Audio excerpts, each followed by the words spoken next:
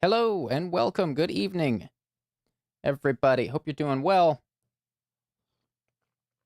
I realize my key lights are not on tonight. I would like to try doing a stream 50% the old fashioned way. Tonight, we're going to keep the lights a little lower. It's intentional. When I started this stream, I had the camera much further away and the lights off. And now the camera's a bit closer because you guys asked for it.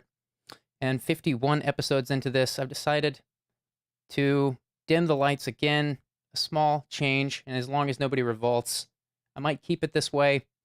It's late at night when we do these streams, and these streams are not about me, and I thought this might be a nice way to place emphasis on the callers. So, again, as long as nobody revolts that the lights are low, we might keep it this way.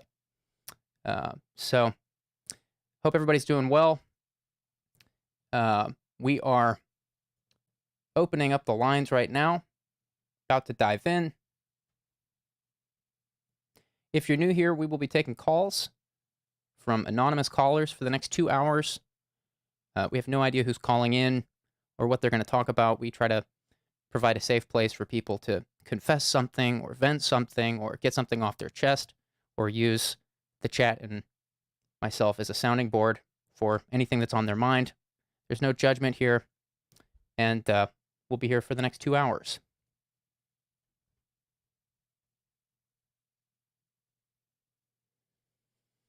Okay, lines are opening now, and we have some calls coming in, so we're going to jump right in. Hello, thanks for calling. Hello. Hello, can you hear me? Yeah, hi, Julian. Hello, thanks for calling.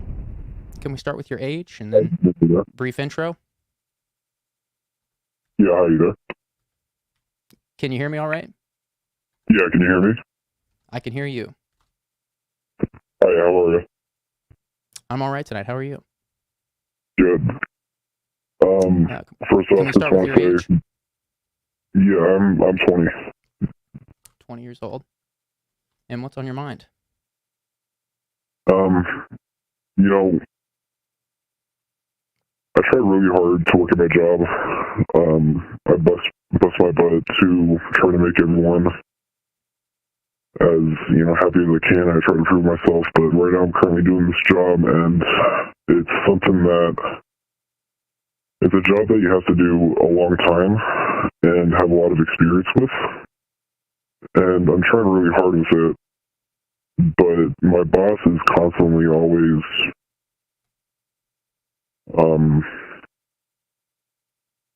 not helpful with the mistakes that I'm making.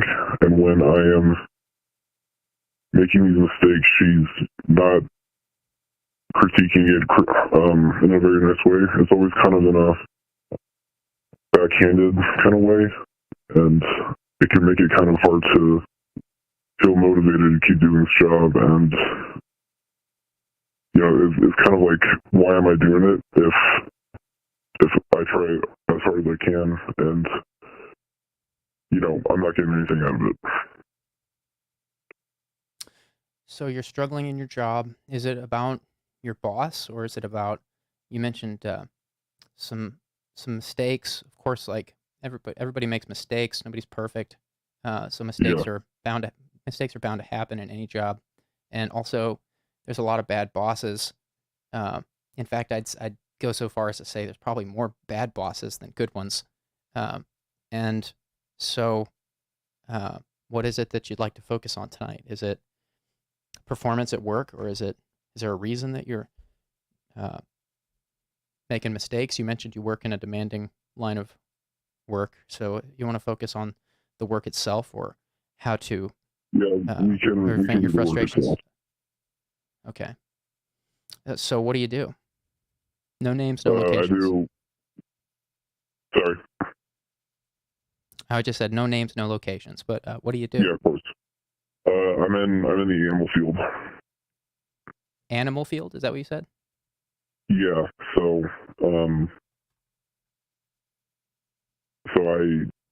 I take care of animals, and I try to educate the public and stuff like that. So it's a very Like,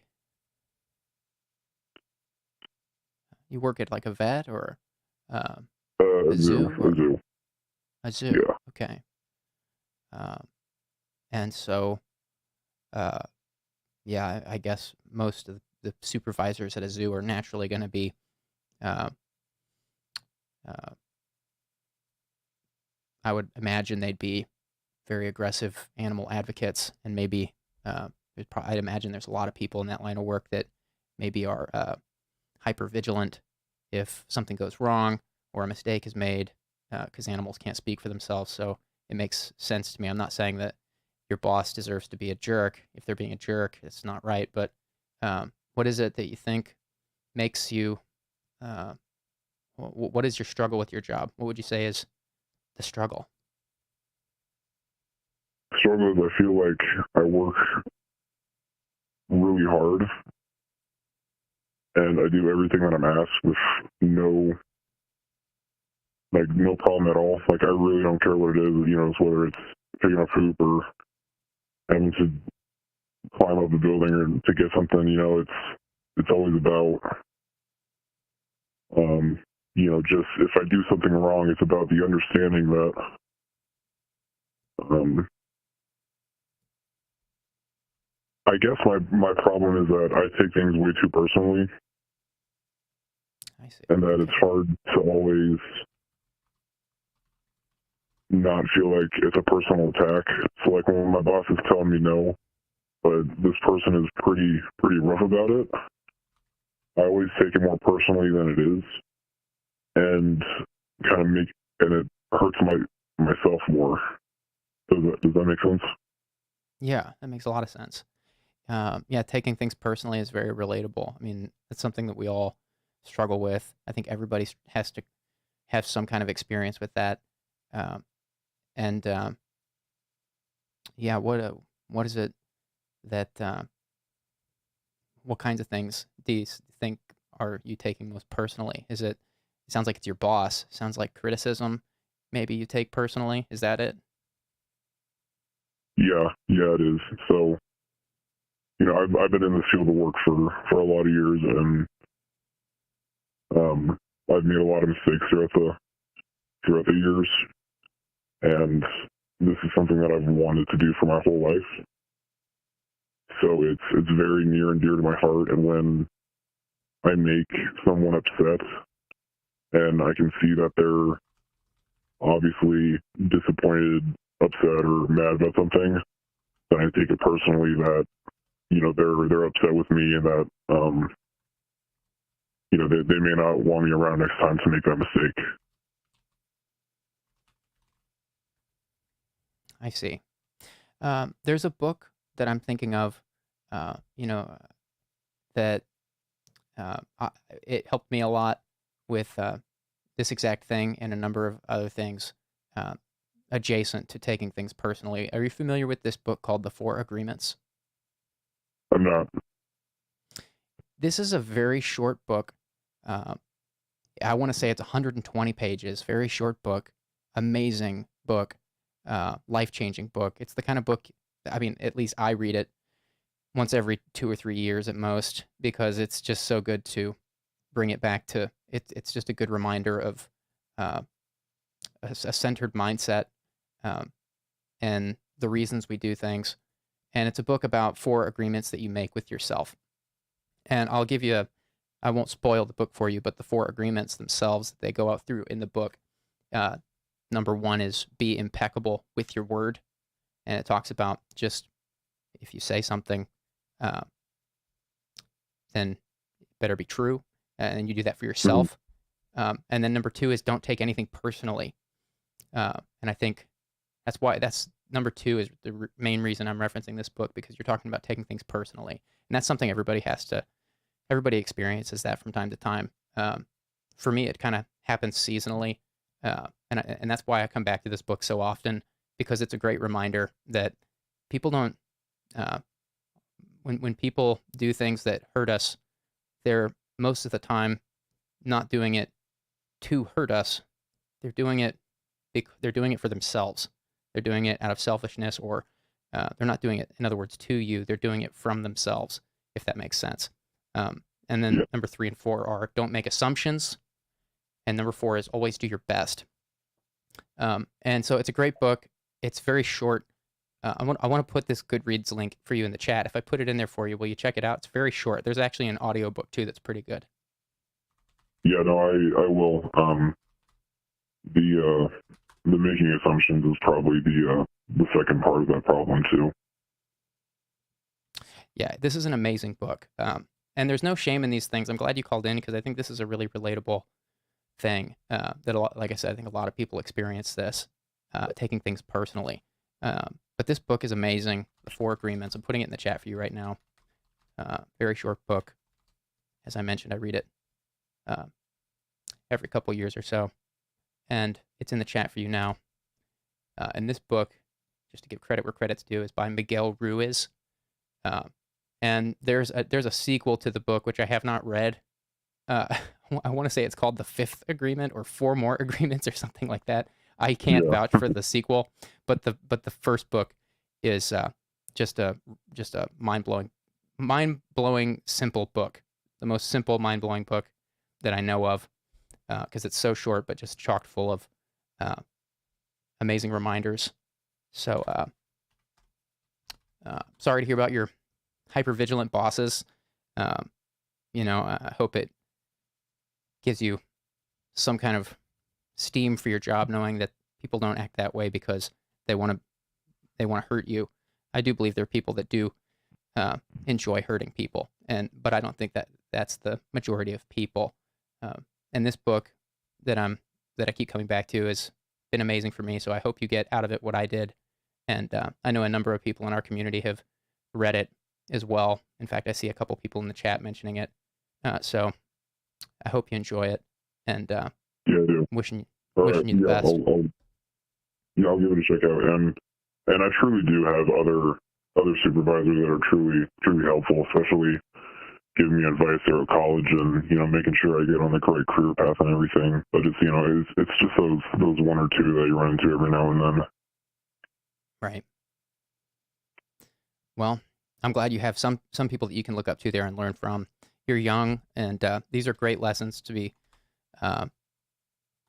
prioritizing at your age. So kudos to you for identifying these things. I think it's great that you said it, not any of us here said it. You said it, that you might take things too personally. So I think that's awesome insight, especially for your age. And I think it's great that you're getting to do something you've always wanted to do. At this, there aren't many 20-year-olds that get to go into a field that they're passionate about. So kudos to you for that. Kudos to you for the insight. And kudos for being real here with us. Well, I appreciate that, Julian. Anything else on your mind, or? No, that's probably been the big thing. So I'm sure there are other people that are wanting to share their stories. So I'll let you go here. All righty. Well, thanks for calling in. Call again anytime. Wishing you the best. Take care. Of course. You too. Bye. Good night.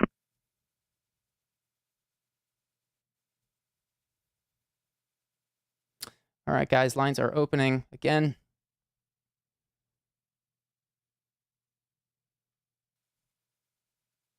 Hello. Thanks for calling.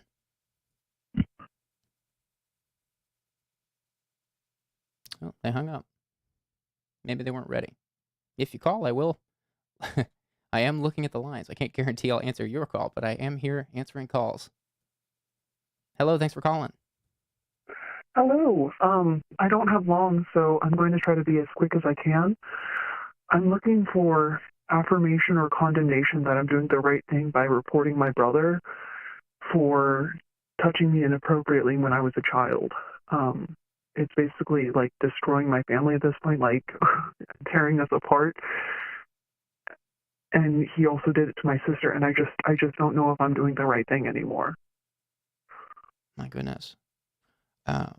Well, I mean, happy to hear your story if you want to share about it a little bit. I know you don't have, it doesn't sound like you have much time, but how long ago was this that this happened? And can you share any more detail? Of course, like we're not here to tell people.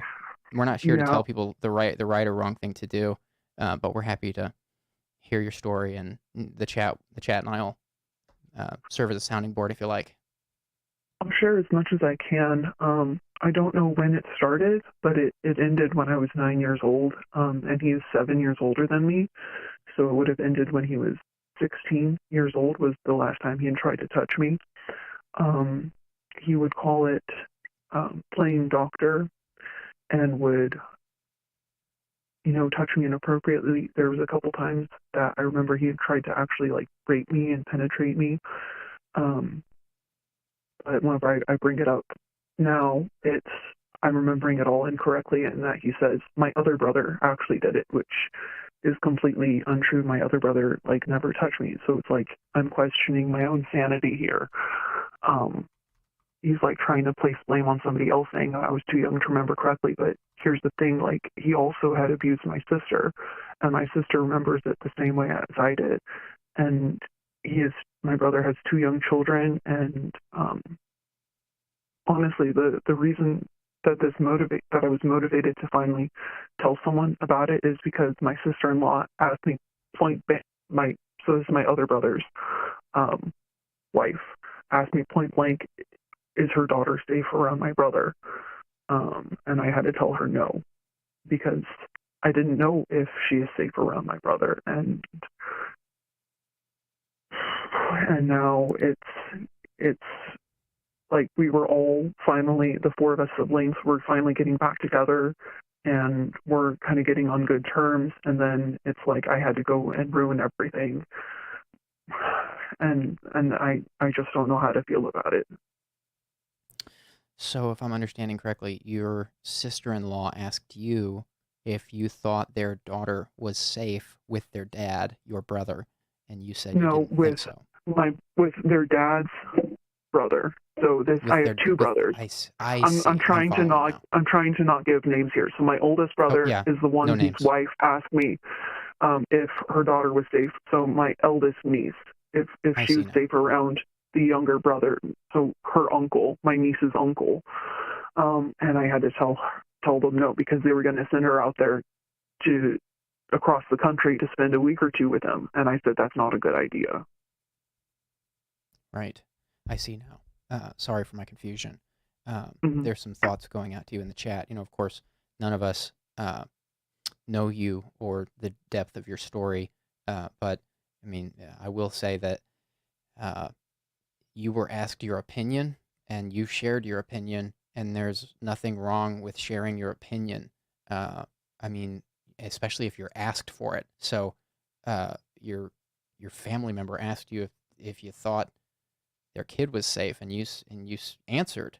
I don't think there's anything wrong with doing that, but it sounds like you're asking, should you report your brother, which is I've already done that. I've reported him to the police at the advice of my therapist, and now the police are kind of investigating, but like they've talked to my sister, and then there's supposed to be a detective that's calling me back. This was like 3 weeks ago that they were supposed to call me back, and they haven't. And I can't decide if I should call to like get an update or like make sure that the case is moving along, or if I should just like leave it be and just what happens happens. I see.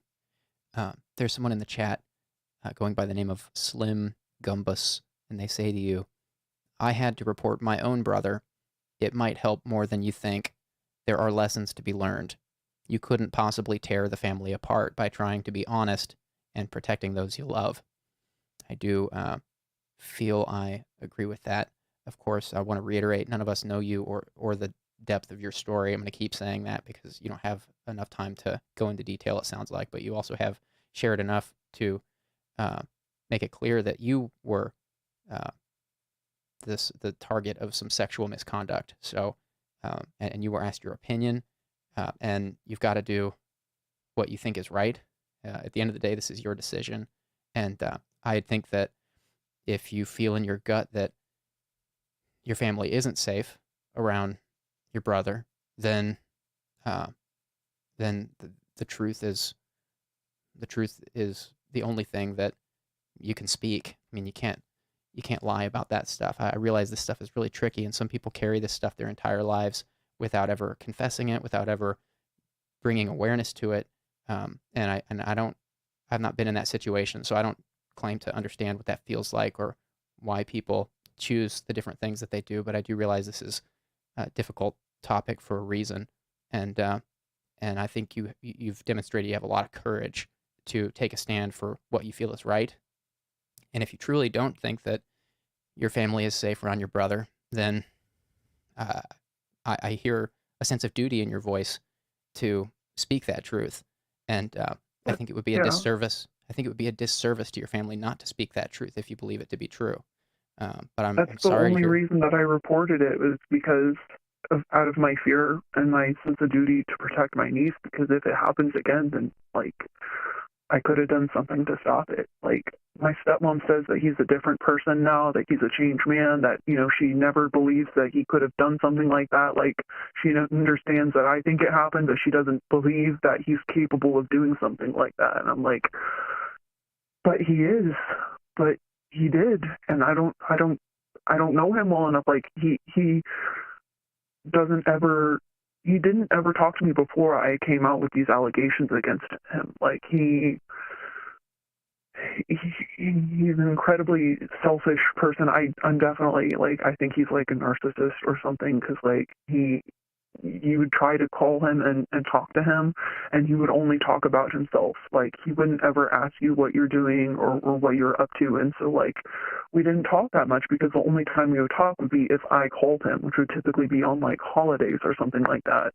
And so like I don't know my brother. I guess I never really have. And there have been times where we had a great relationship. Like when I was a teenager, he would give me weed. He let me smoke weed when I was 11 years old. He would start giving me weed when I would come over. I I have see. to, is it okay if I go for like 1 second? Sure. We'll Okay, be here. 1 second. We're holding for the caller, guys.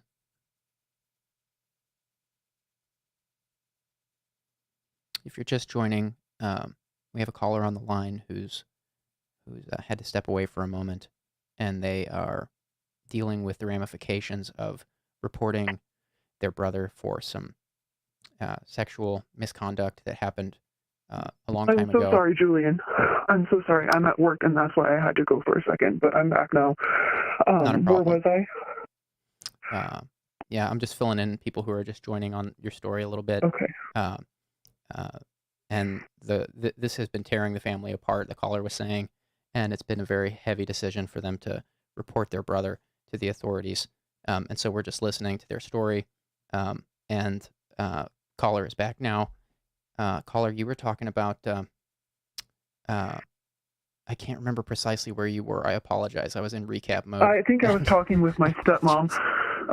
My That's right. stepmom You were talking to your stepmom. says that he's a changed man, that he'd never be capable of doing this, and I'm saying that he is, he was, like he has been. I don't know if he's capable of doing it in the future. And the statute of limitations is not up yet in the state, and also we moved states when he was assaulting me. Is it okay if I give the states that I moved between? I'd rather you not, just for your own Okay. sake. So I moved states, and one state says that he's too young. He would have been 13 at the time that we moved. He's too young to be able to prosecute him for the assaults he did against me. And then in the other state, the statute of limitations is not up, and they are interested in prosecuting and potentially raising charges. And I'm also wondering, like, is it my fault if he goes to jail? Like, there's a possibility that my brother could serve time in prison because of No, this. it is not. That is not your fault. If it goes to that, that is not your fault. And if you're asking me, and I have no problem stating my opinion there, that is not your fault, because it's not your fault what happened to you. So it's not your fault to say what happened. I need to hear that every now and then, just because, like, in my mind, like, this is so fucked up. But, like, I tell myself that, like, it was my fault somehow, that like maybe I somehow led him on, but like I was a fucking child at the time, and like my sexuality was expressed way too early. I ended up like losing my virginity of my choice when I was only 13 years old.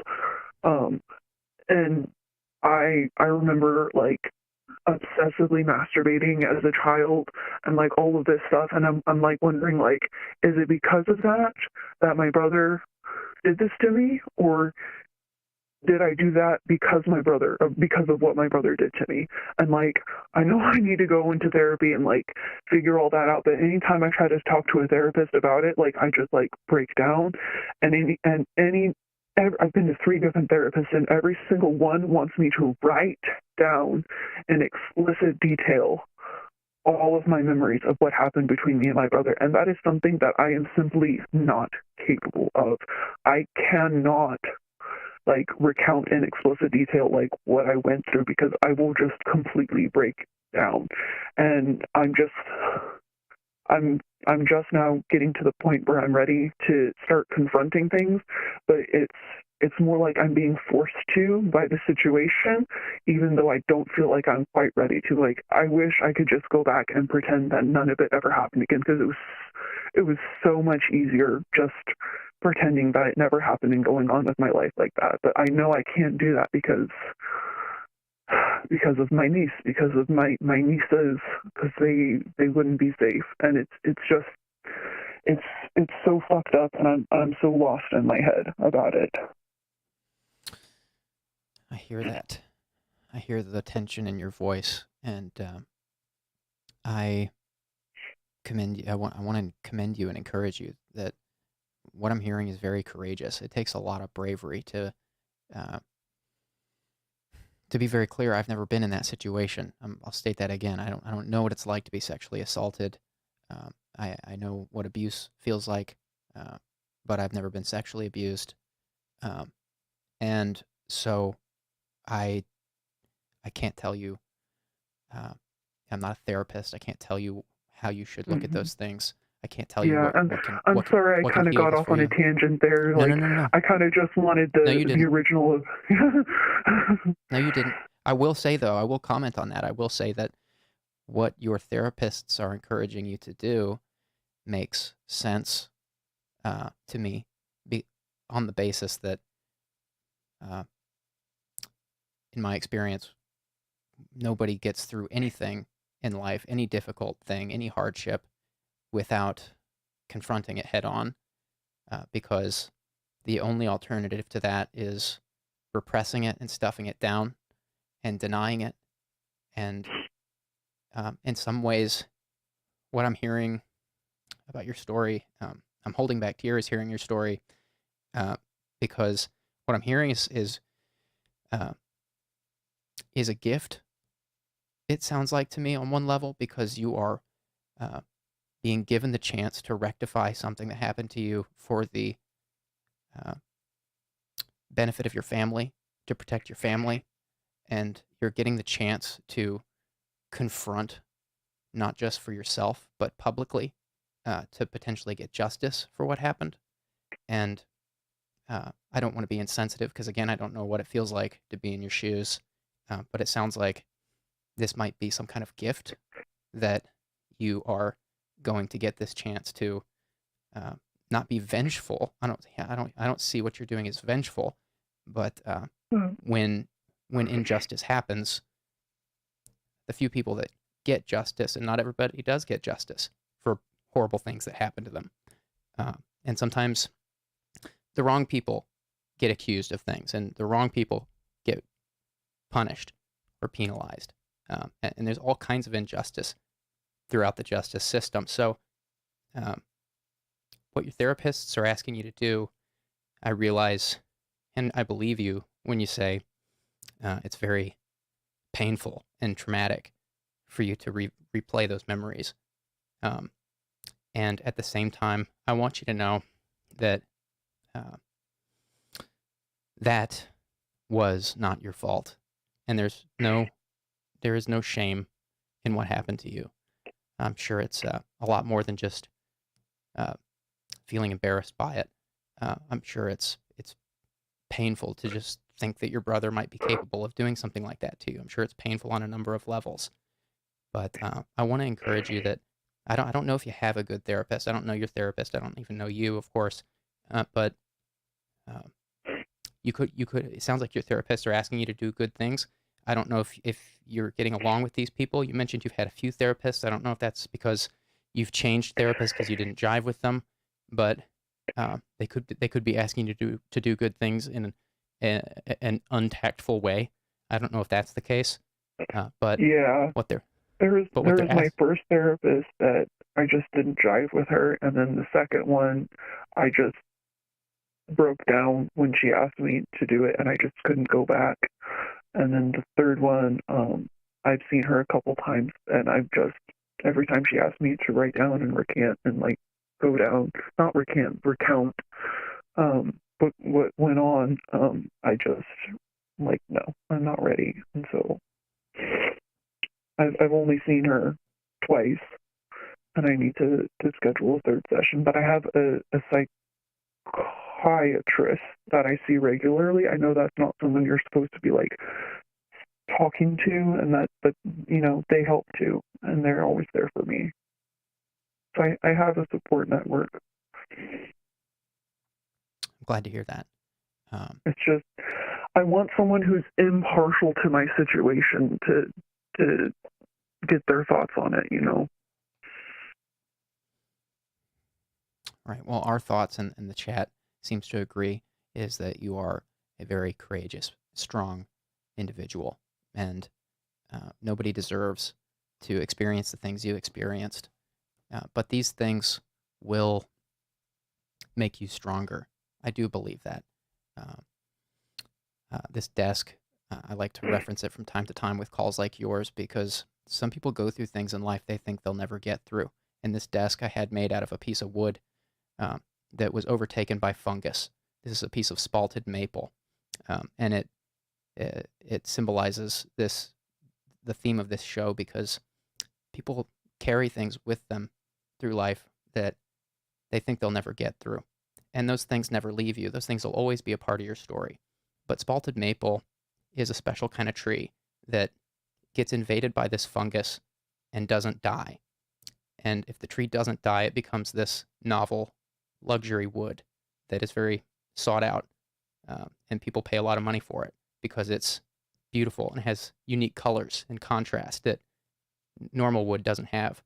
And calls like yours remind me of spalted maple or any spalted wood because it's so beautiful. And I want to tell you that you're a beautiful person and you didn't deserve to have those things happen to you, and those things don't define you. They'll always be a part of your story, and they'll stand to make you stronger. And I think that in time, you will be able to stand up for yourself in what happened without restraint. And I'm sorry, Julian. 1 second. 1 second. I'll be no right problem. back. The caller is at work, and so I don't know if they're allowed to be talking to us right now, but they're sharing a very moving story, and so we're holding again for them. Thank you, Julian. No problem. I hope that makes sense what I'm saying about Yeah. the picture of this special kind of wood. But my point is that you will be made stronger by this, and this doesn't define you, but it does set you apart in a unique way. And my hope for you is that in time, these wounds of having a loved one hurt you will heal and make you stronger. And I think that in time, as you go through this experience of having to stick up for your younger family members and make sure that they're safe, my gut says that this will be a part of your healing process. And I think that this may be a gift that this is coming to you in this way. Yeah. Thank you for trying to spin it in that perspective. I'm going to try to look at it from that way from here on out. I'm going to try to look at it from from that perspective of a gift I can give that I'm protecting others. Right. You know, because that's a recurrent dream that I have, is that I'm like trying to save someone. I'm like trying to lift a car off of somebody, and I'm just not strong enough, or you know, someone's getting assaulted, and I'm trying to pull off the attacker, but my hands just keep slipping, and I think I'm seeing the connection now of what I'm going through now and why I'm having these dreams. That's interesting. You are strong enough. Maybe you believe, or do you believe you're not strong enough, is my question. Because if you do, then that's a lie. I mean, you made it through all of this to this point in time where now it's come full circle back to a younger generation of your family that you'll get to stand up for. And and so that's not true, because here you are doing it. Thank you. It didn't take you down. Here you are telling me how strong I am, and I just start puddling up and crying. Well, this may be something. It sounds like this is something you've held in for a long time. So those feelings are only natural, especially if you've repressed it for that long. You know, when we repress things, I believe we have to feel those things at some point. They never go away unless we feel them. And you may go into a season of welcoming this discomfort, of acknowledging the pain. You may come into a season of welcoming it, like the picture of welcoming discomfort or pain for a season, because welcoming it in, like you'd welcome a guest into your home. It's a picture I like to come back to sometimes, because when those feelings come, a lot of people like to push it down and say, "Get out of here! I don't like feeling this. Why do I feel this?" But we feel things for a reason. We don't feel things for no reason. And pain, when we feel pain, it has a reason to be there. And you know, there's no sense in wallowing in it. Of course, it's a slippery slope when you start wallowing in it or ruminating on it. But if we don't welcome it into our home like a guest for a season and say, "Oh, there you are, pain. Here you are, and I know why you're here, and I know soon you'll pack your bags and you'll be gone, and you can hang out here for a while if you need to, and you'll realize you're okay." I needed that, yeah. I do tend to run from emotion, and so then it likes to stick around, because there's something my dad would always, like, we'd always get in trouble for crying growing up, you know. You'd always get in trouble for showing emotion or for getting upset. You always have to be happy. If you're not happy, you're not good. So if I'm not happy, then I'm not a good person in my head. So I need to allow myself to feel those, what I call bad emotions. But they're just emotions. You know, there's no good emotions and bad emotions. But I need to learn to open myself up to all of them and feel them when they come, and then let them pass. And that's something I've been working on. Good. I think that's amazing that you've been working on that. I mean, that's totally right. I totally agree with that. People have bad days. People have bad years. People get angry. People get sad. People get depressed. People get happy. People get all kinds of things. Children do that too, and we don't allow them to, you know, if you see a toddler and they get upset, "Oh, it's a bad toddler." No, they're human. Sorry, that's a tangent. It's true, though.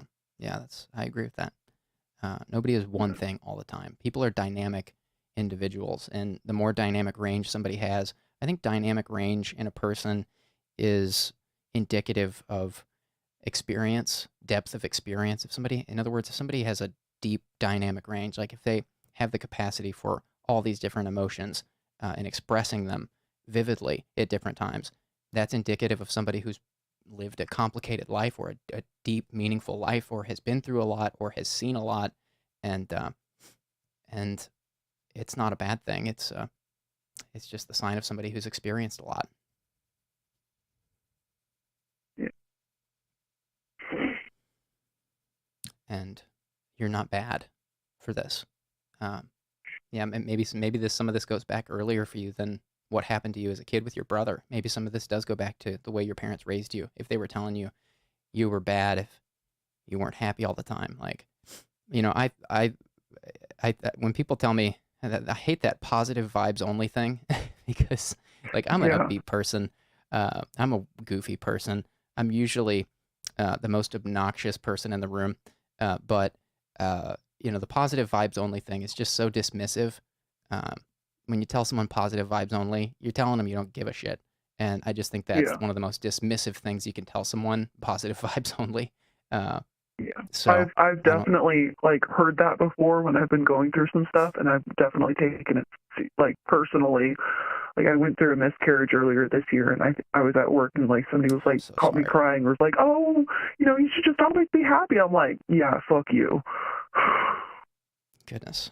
I'm so sorry to hear about your miscarriage. I know that's a difficult thing that not many Yeah. people understand. I'm really sorry. Yeah. Um, It's been a tough year for sure. all of these things will stand to make you stronger, and I believe that you'll look back in time and realize that.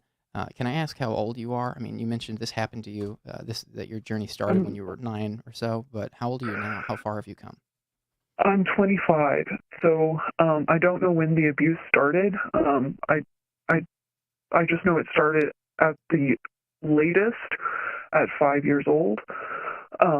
They could have started earlier than that, but I don't have memories. My sister says she believes it started when I was as young as 2 years old, because that's when the abuse against her started. And then it ended when I was 9 years old. I see. Well, you've made it 20 years roughly, uh, Yeah. and that is a sign of your strength. And the chat loves you. I've not found a good moment to mention. There's so many things in the chat for you to revisit. Promise me that you'll go back after the call Yes, tomorrow I will. and I read the will. chat. There's a lot of love going out to you, and some good uh, uh, some good thoughts from other people who've been through the experience of having to report a family member. Someone earlier mentioned they had to report their dad for something, and it was one of the hardest things they ever did, but it was the right thing to do in hindsight. So there's some things like that for you to go back and revisit. The replay chat will be up with the video tomorrow, so that'll be there for you. Okay. Thank you, Julian. Thank you for calling and sharing. Hope we didn't get you in trouble at work, but it sounded like you needed to vent, so I'm glad you called. Yeah, I definitely needed to, but thankfully my work's like really cool. As long as I go up and help as long as I go up and help a person, as long as there's someone up there, then they don't care. Okay. So, Well, and there's two people that ran up to the desk, and I was able to run up and take care of them during the call, so I won't get in trouble at all. okay, good. Nobody waited. Okay, good. We'll call back anytime. Would love to hear some kind of update eventually. If you need to vent again or whatever, just know you can call here anytime. Okay, thank you so much, Julian. You have a great day, sir. You too. Take care. Good night. What a beautiful caller. All right, guys, we're jumping right back in. Lines are open again. Hello, thanks for calling. Hello?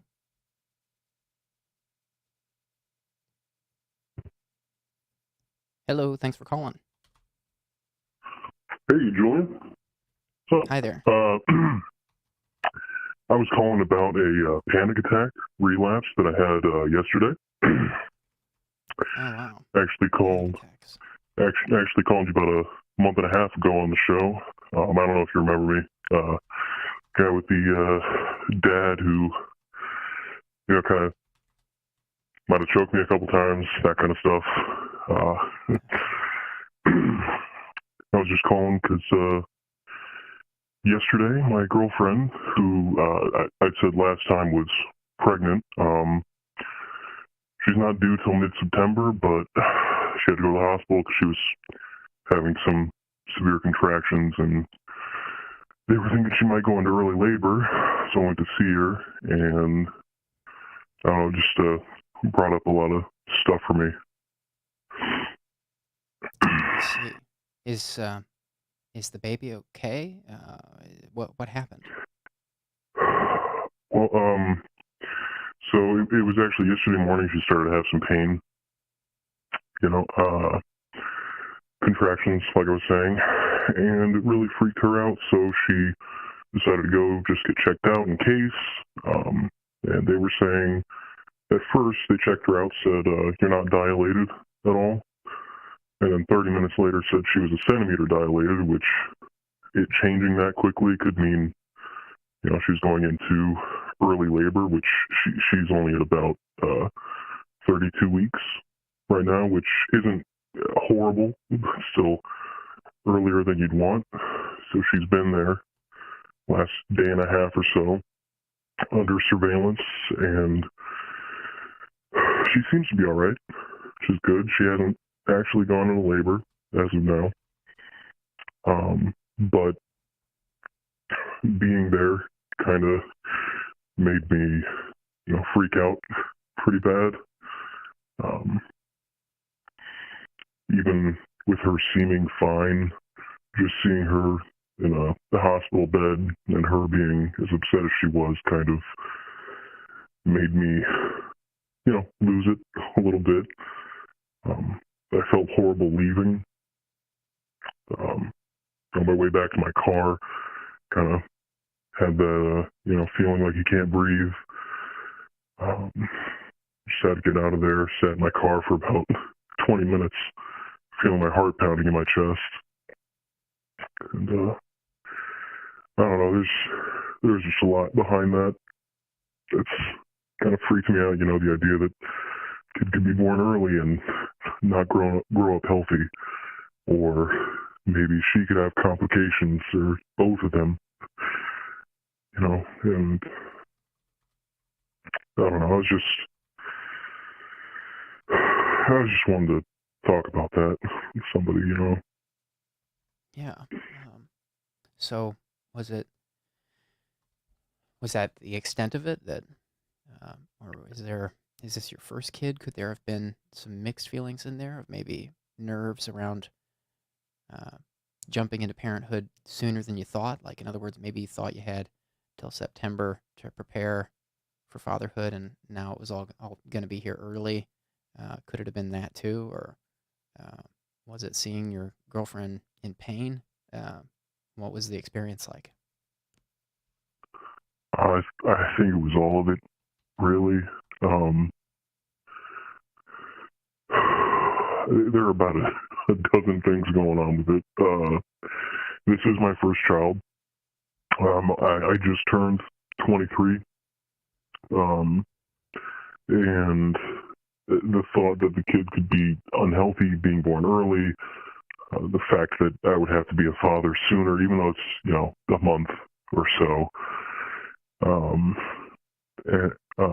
like I said, I'd called before about my dad having a bad relationship with him, and that kind of scaring me, the idea that maybe I'll be like him, you know. And there was one time before I had to be hospitalized because I was panicking so badly for so long. And I think just being back in that same setting, plus everything else, just kind of brought that on in full force in a way that I didn't really expect. You know, I wanted to be there and help her feel better, but all I really did was make her concerned about me.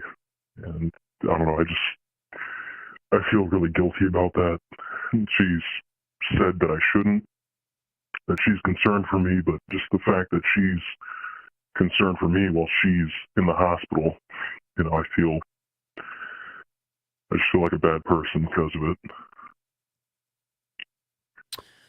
How long had it been since you'd had a panic attack?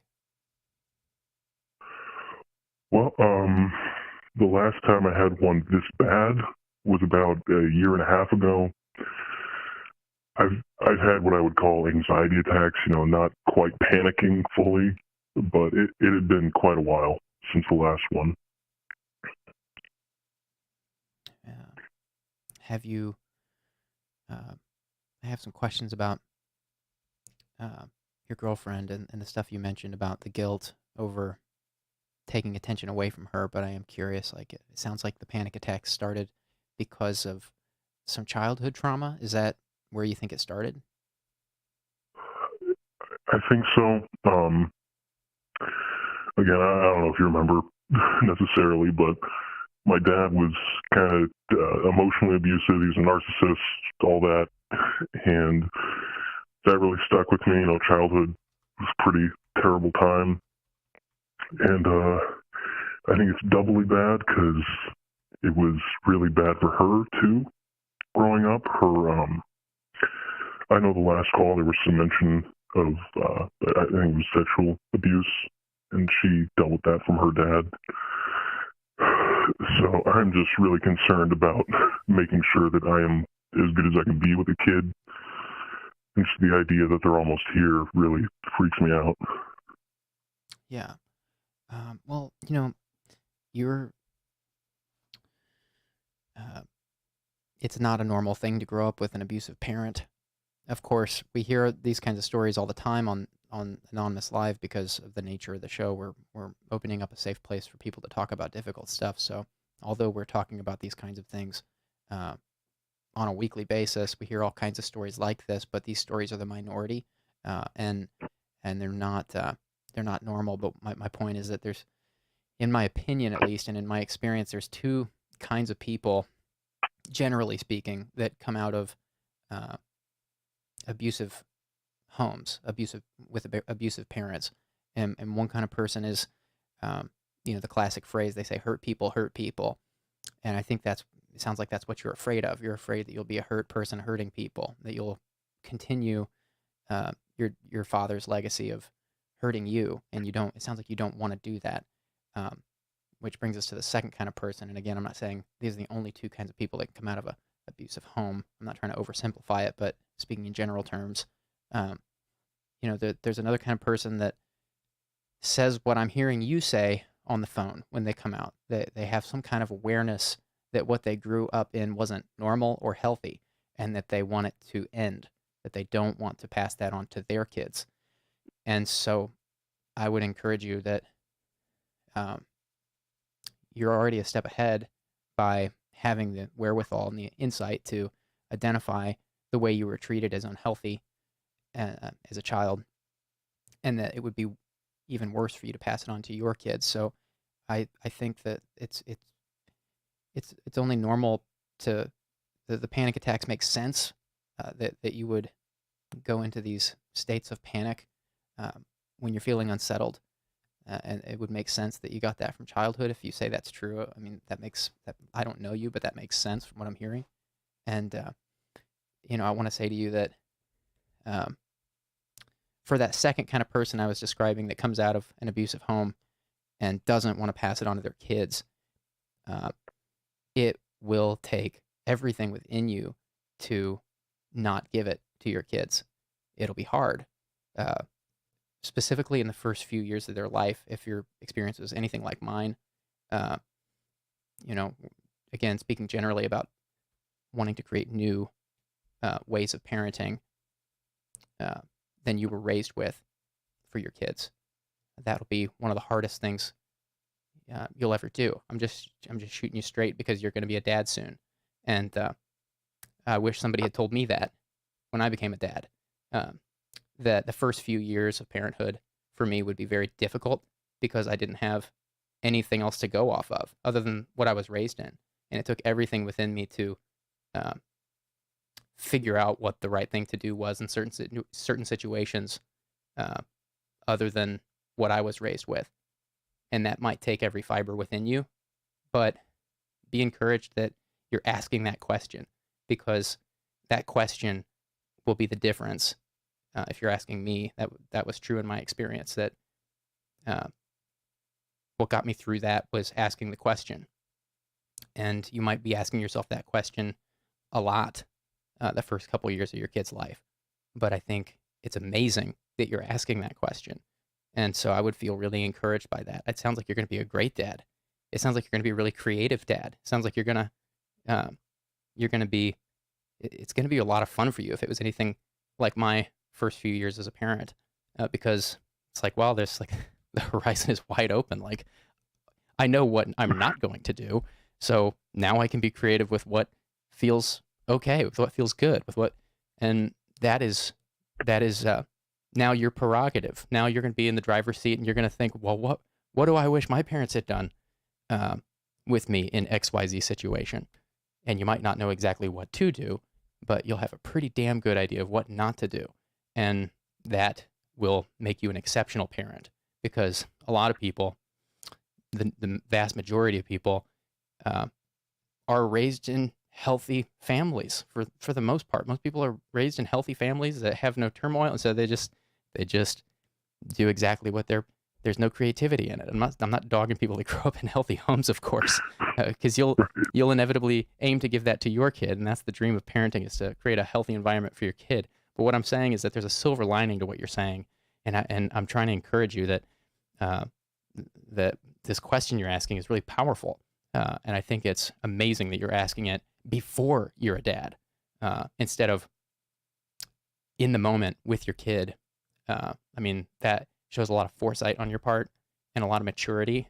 And will you be my dad? Sorry, I had to make a joke. I couldn't resist, but I'm serious. I mean, like, I think that's gonna really aid you. I went on a long tirade there, but that's something I strongly believe, and it's been true in my case, and I felt compelled to just share that. I don't know what that means to you, but it's meant a hell of a lot to me.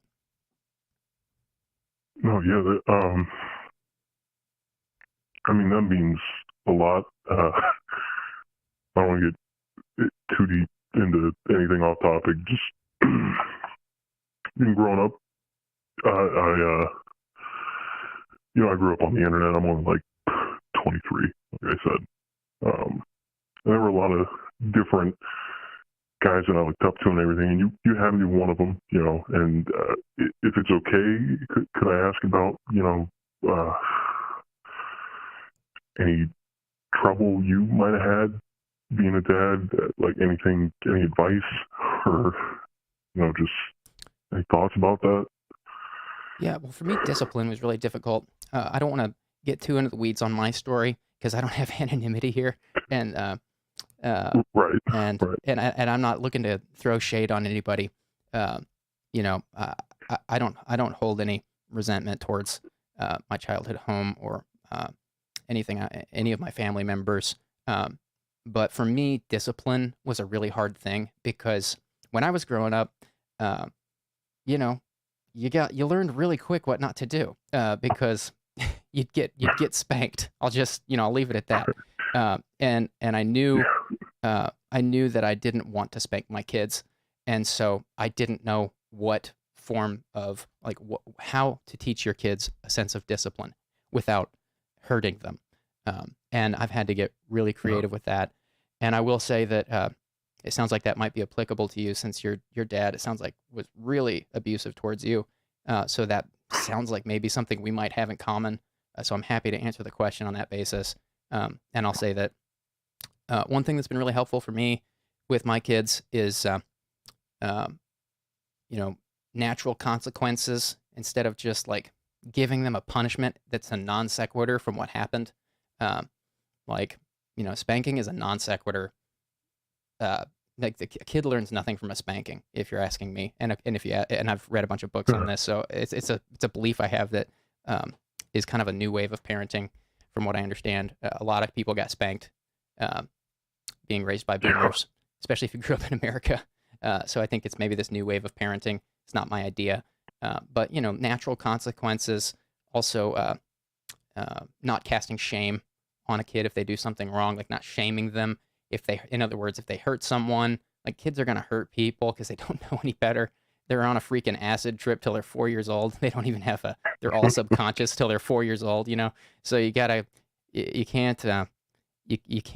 shame them for doing stuff that just comes impulsively to them. They're like 100% amygdala until they're 4.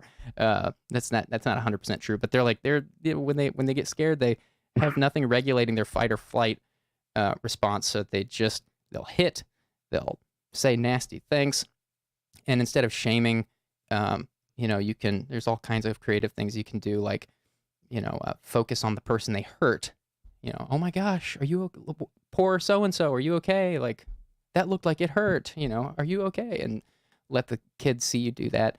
This just a couple of examples. I'm not going to get into the weeds on uh, parenting philosophy, but I'm struggling to think of the books I read that were helpful on this. Uh, growing when my kids were born, there were a couple of books that I'm now struggling to remember because my kids are a little older. I haven't read them in about 8 years. Goodness gracious. Do you think maybe if you do think of them the next day, maybe you could put them somewhere, like a comment or something? Yeah, I will try to find those books and put them in the YouTube chat for you in the replay video. Okay. And I'm gonna Google that tonight after the stream and see if I can find it. Just Googling it right now, actually, to see if I can find it while you're on the phone. Oh, there's a great book called The Whole Brain Child. That's a great book. That's one of the ones I read. Let me put that in the chat for you. The Whole Brain Child. I can't remember if that one gets into discipline or not, but it's a great book that I would definitely recommend reading as a new parent. Goodreads. Stand by. I'm putting it in the chat for you. This is a very popular book. It has 30,000 ratings on Goodreads, which is quite a lot. Jeez. Yeah. And then let's see if I can find the other one. There's another one called Raising Good Humans that I've not read, but I've heard is really good. Let's see. Stand by. I'm just Googling. Oh, this is the one. No Bad Kids. That's what it's called. That one's a great one. That's the one I was thinking of. No Bad Kids. Stand by. I'm going to put that in the Goodreads. That Goodreads link in here for you, too. No Bad Kids. Can't believe I found those. Sounds a little authoritarian, but I'll take your advice on it. That sounds like positive vibes only. No, it's saying there. It should be called "There Are No Bad Kids." That's what the title means. There are no bad kids. Oh, okay, yeah. My internet for some reason is. Oh, here we go. Finally, Goodreads loaded. Okay, going into the chat for you. 2 books right now. Stand by. The whole. Oops. What happened? The Whole Brain Child. Okay, and here comes No Bad Kids. Yeah, it sounds like it's saying no bad kids allowed, but it's really saying there are no bad kids. No bad kids. Okay, those are both in the chat for you. And there's a bunch of other great books, too. If you go on Goodreads and just look at the related books to those two, you're going to find all kinds of great food for thought. You're going to find all kinds of good recommendations on Goodreads. I'm looking at it now. There's a bunch in here that I recognize. I'm not going to put all of them in the chat for you and weigh you down with a bunch of books, but you can go through and look at the recommended section and just read some descriptions and see if any of them stand out to you. Some of these books have audiobooks, but again, like I don't want to get too in the weeds on the books or parenting philosophy, but I will say to you that just be encouraged that you're asking excellent questions. I mean, your kid's not even here yet, and you've got the empathy to care about them already. You haven't even met them yet, and you care about them, which is, I will add, an advantage. That's going to put you in an advantage as a dad, because most dads don't bond with their kids until they're like 1 or 2, until they're able to speak and say "dad, dad." And this is kind of a taboo thing, but because a lot of people don't want to acknowledge this, a lot of dads specifically don't want to acknowledge it. But think it makes sense. Like, the mother is carrying the baby in the body for 9 months, and there's this physical connection that they're building and they're sharing food and blood and oxygen for 9 months, and the baby kicks and the mom feels it, and the dad doesn't get any of that. And it's not that it's an injustice. I'm not complaining. I'm just saying, like, my point is that it's amazing to me that you're already asking these questions and your kid's not even here yet. And I want that to be an encouragement to you. To me, that's an awesome sign that you are proactively pursuing measures to ensure that you'll be a better dad than your dad was to you. And it's not to say your dad is a scumbag or I don't know how you feel about your dad, but And I'm not looking to like praise abusive parents by any means, because people do things that are wrong and it's not good. But there was a lot of bad information uh, around parenthood and family that the prior generation boomers and before um, were limited to, because they didn't have the internet and things like this. And so I think it's wonderful that you're asking these questions now, and I have no doubt you're going to be an excellent dad. But it will probably take a lot from you, because you'll be creating from, it sounds like, a completely blank slate with very little to carry forward from your own childhood. So let that be exciting to you, and and let it be an encouragement that you're asking these questions now instead of 9 months from now. I think that's awesome. Yeah. I mean, just getting it out there and having somebody I don't even know personally give me all that back. That really does help. Probably hop off the line here, let somebody else gets talking to me about whatever they need to. There's a bunch of good stuff for you to read in the chat. A bunch of people are saying that you sound like you'd be an awesome dad as well. So maybe go read this tomorrow. There's a bunch of love and respect going out to you in the chat. And cheers to you, and wishing you the best, you and your partner the best, with labor and the lack of sleep you're about to come into. And cheers to you for this journey you're going on. Wishing you the best. Yeah, thank you. Oh crap. All right. Before I go, I just wanted to say real quick, save everything other than personal stuff for the very end of the call. There was that I can't remember the name of it. I think it was just July album. They did the EP, whatever. Oh yeah. I just wanted to say it. I thought that was awesome, and that album actually really helped me get through a first big breakup back in high school. And I want to say I really appreciate that kind of stuff from you. No. I appreciate that. It's so funny. That's the second time I've heard about July this week after not hearing about it for so many years. Maybe it's just because I don't look at my social media, but for some reason, it's the second time I've heard about July this week. So funny. That means a lot to me. That song has a special place in my heart. I'm glad it helped somebody. So awesome to hear that feedback. And it was just ahead of its time, It was right on time for me. Well, thank you for talking to me, and hope rest of the stream goes really well. Thanks so much. Call again anytime. Wishing you the best. Take care. All right. Bye.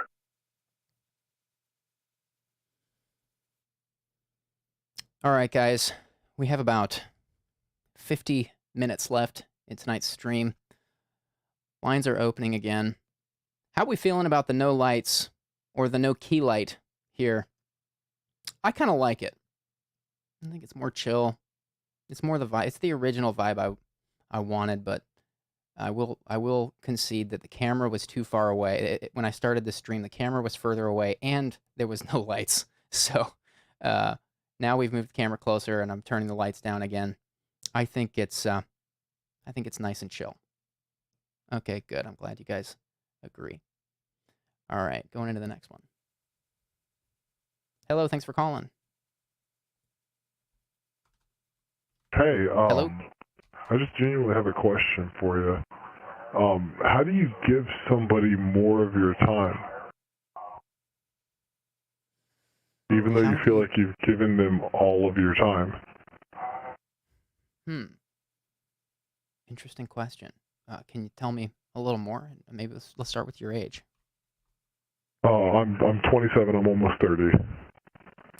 And who is it that is? Don't no names or locations, but can you give us some context for who's asking for more time? It's my fiance. We're recently engaged. I'm actually on the phone with her right now, and she's, I'm not opposed to all the attention being given to her. That doesn't bother me, but I just want to know what to do in that situation, because I feel like it's going to take a toll on me if I let this go on longer than it should. That's a fascinating question. I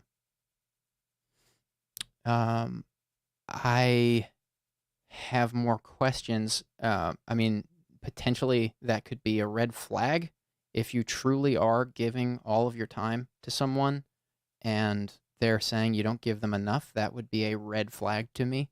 But I don't know you, and I don't know uh, how much of your time, all of your time is. I don't know, how, for example, how much you work or how much you see your friends or how much time you spend doing, extracurricular We activities. recently, I'm so sorry. We recently just moved in together. It's not like a bad thing, and it's almost like a whirlwind type of love. It all came in all at once, and it's not a bad thing. I absolutely love her with my entire heart. It's just where it's new. We don't know how to like split time up properly. She works nights, I work days, so it's like a split in between the two of us. And we do try to make it work the best we can, but whenever we're apart, we seem to get like visceral towards each other for no reason. And maybe it's because we're like getting jealous of time. I'm just confused. I'm just trying to understand. Yeah. How long have you been with your fiance, and how long have you known her or them? I can't remember I've if you known specified. her for about I've known her for about 5 months now, and we've been engaged for about 3 of those months. But it just feels completely right. Everything feels right. Everything she does is so great. The qualm that I have is that like I just don't know how to like tackle this issue, if it even is one. And I'm just like looking for clarity, I guess. My friend, I'm gonna level with you, because I don't know you, and because you've gotten engaged so quickly to somebody, that I don't know when the wedding is planned for.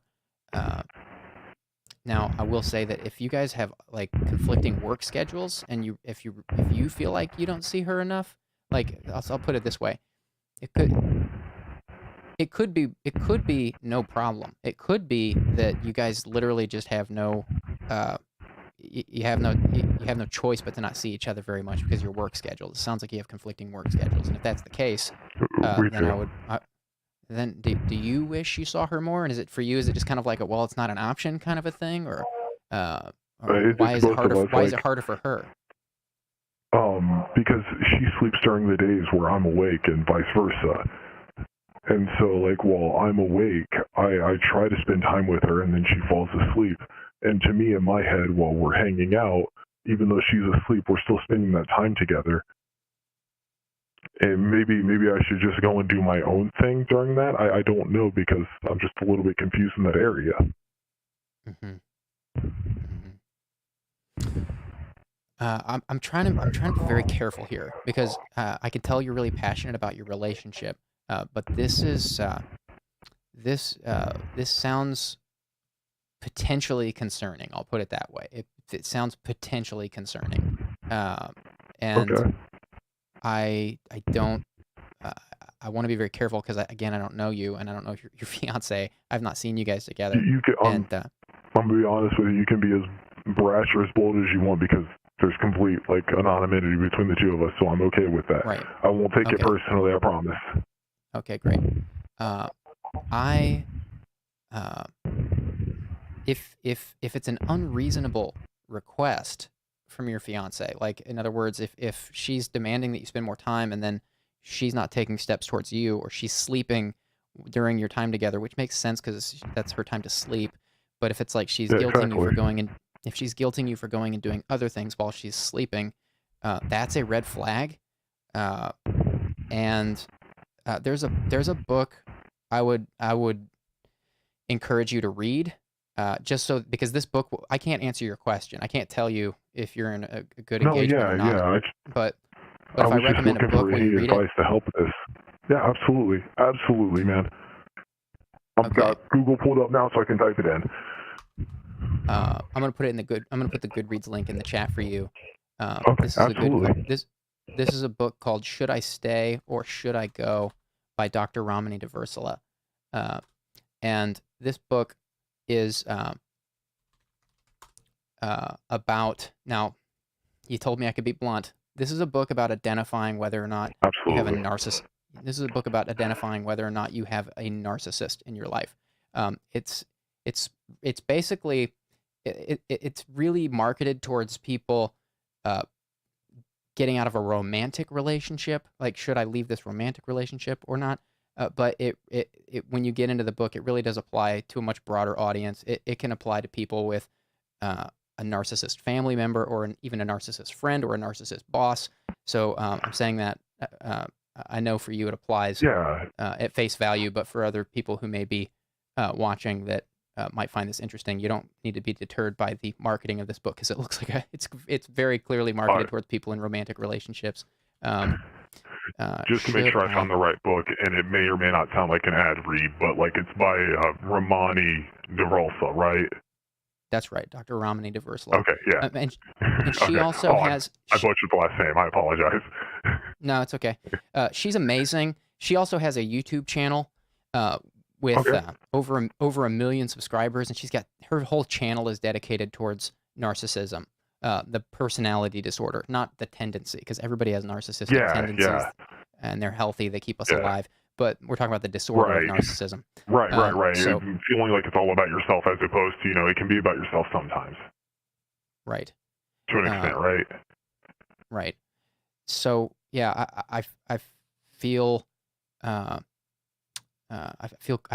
can't. I'm not going to give you relationship advice, but I'm concerned hearing your story, only because you haven't known this girl very long, and there's already tension around. There's already a time conflict.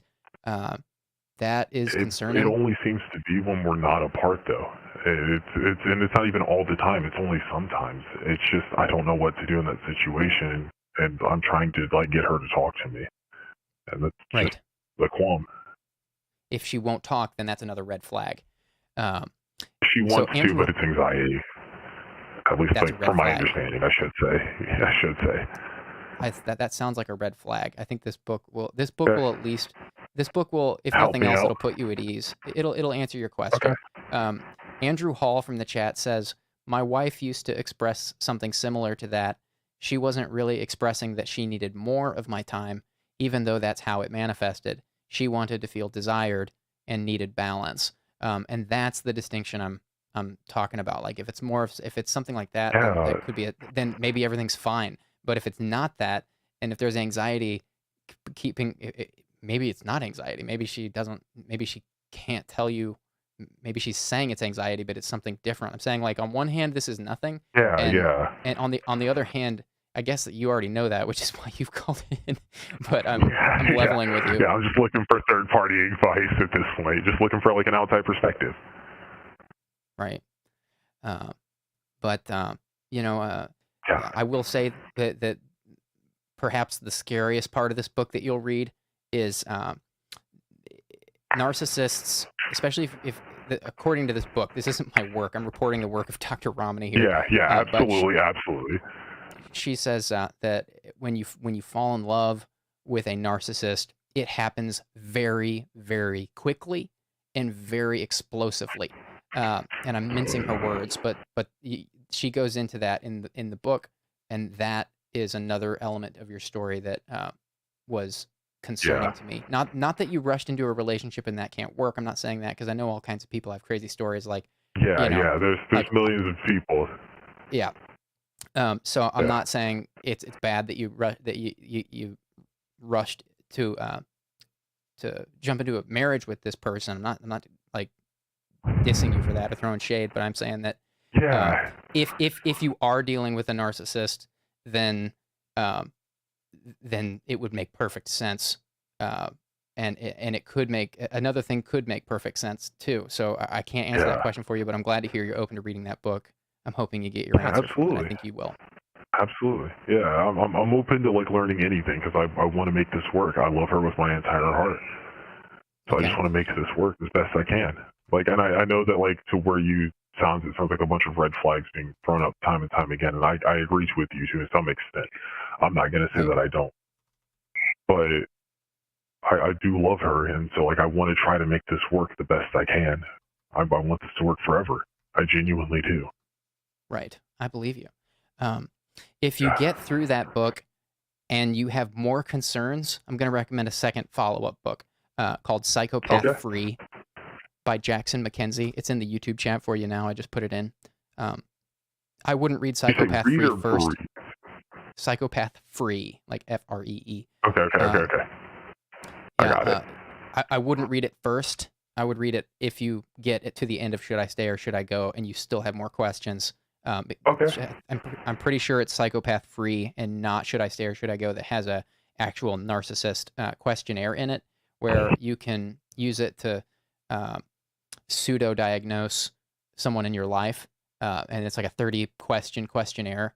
And if you answer yes, the book claims if you answer yes to 21 of them, that you're most likely dealing with a narcissist or a psychopath. And if you answer yes to 25, then you are most definitely dealing with one. And so it could be in Should I Stay or Should I Go? I honestly can't remember because it's been a hot minute since I read both of these, but it's in one of those two books, and I'm pretty sure it's Psychopath Free. Anyways, that was a mouthful, but I'm just letting you know that those are two great books for this question. Yeah. And I hope you get your answer. I am wishing you the best. Thank you so much. Thank you so much, Julian. I appreciate you so much. I'm glad that you used the space. Thanks for being real. It's a tough question to ask when you're in love. It is a really tough question. You're asking a real question, mate. Dude, I'm asking a question. I'm on the phone with her too. Like I keep muting her on and off to talk to you. Oh my gosh, man, that is next level. Brother, yeah, I'm trying to give her all the time I can. That's the thing. That is next level, bro. Well, here's the thing though. Like I understand where she's coming from. Where like she wants to split the time because of the sleep schedule. So I'm trying to just make that work. But yeah, I appreciate you so much. I'm trying to make this work the best I can, brother. I see that, and I see your spirit. I think that's respectable. Just make sure that I'm not trying to put fear into you because I don't know your girlfriend. No, I know. You're trying to make sure I'm safe. At the end of the day, right? You're just trying to make sure I'm safe.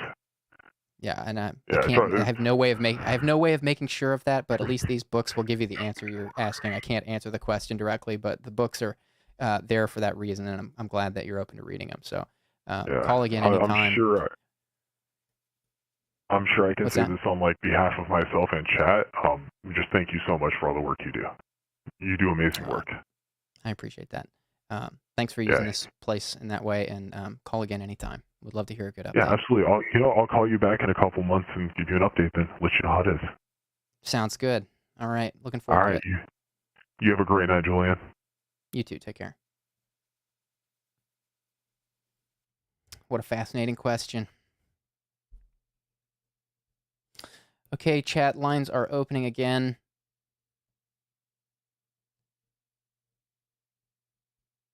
I need some more lemon water. Ugh.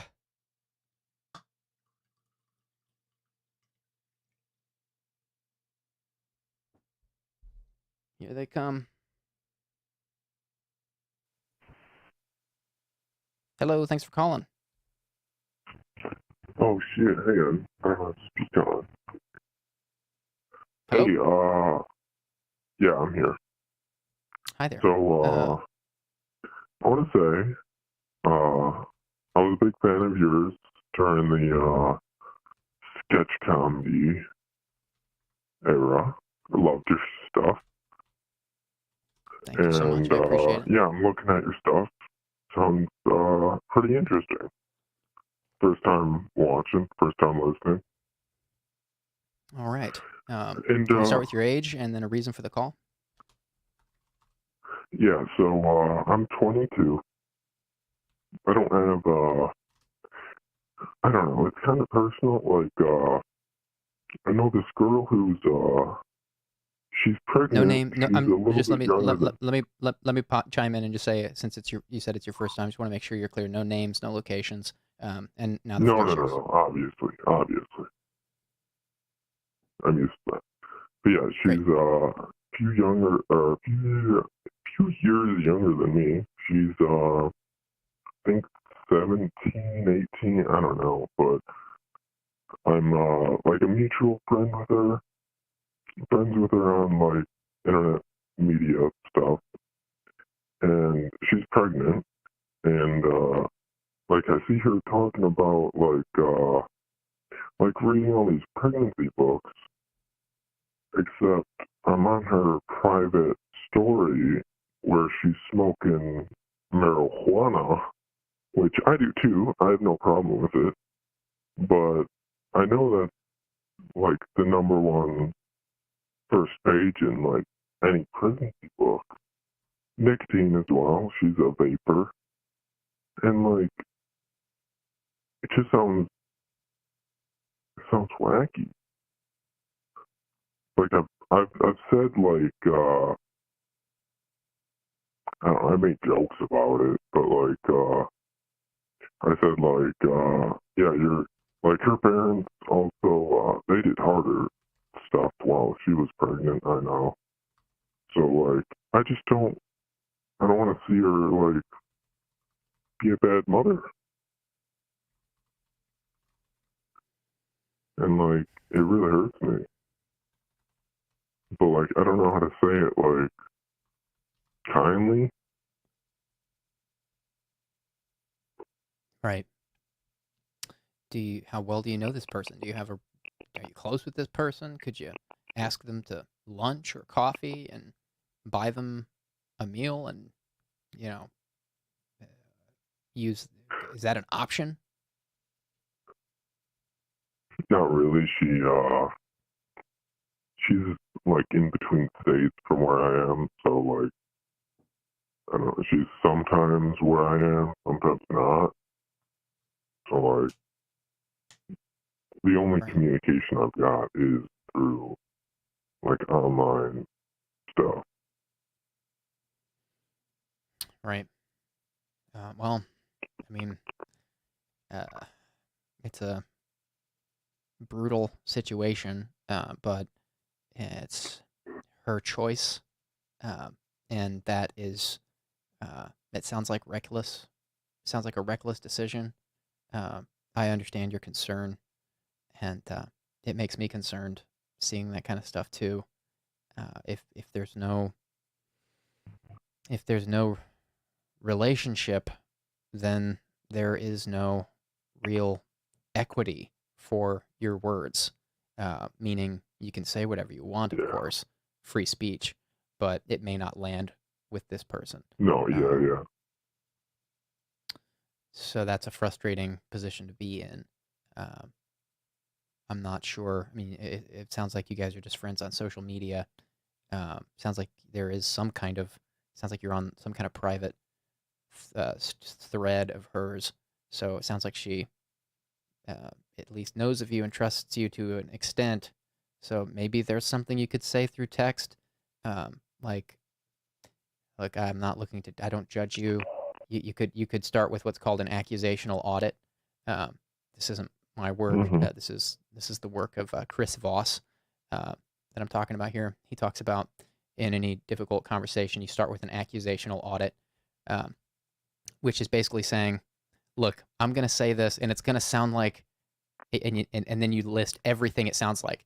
I'm going to say this, and you're going to think I'm the biggest jerk. It's going to sound like I judge you. It's no. I'm telling you what you say to the person in the situation. And again, I don't know if it'll land.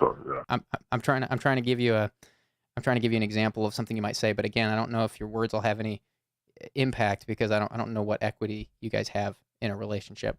But you could start with an accusational audit, such as, I'm going to say this, and I'm going to sound like the biggest jerk. You're going to think I judge you. You're going to think I think I'm better than you. Things like this, and you just list off all the things that they could accuse you of for saying, and you just and say, but at the end of and then you say, look, I really care about you and your baby, and you could even add something else to the accusational audit and say, look, I don't even know you, like we're not even friends in real life. But I'm just concerned and I care, and it's your decision. All of these are an accusational audit. And you just say... Yeah, I like that. And you say all those things, and then you say, and, not but, and, because but negates everything you just said. And I wonder what it would take, what it would look like for you to...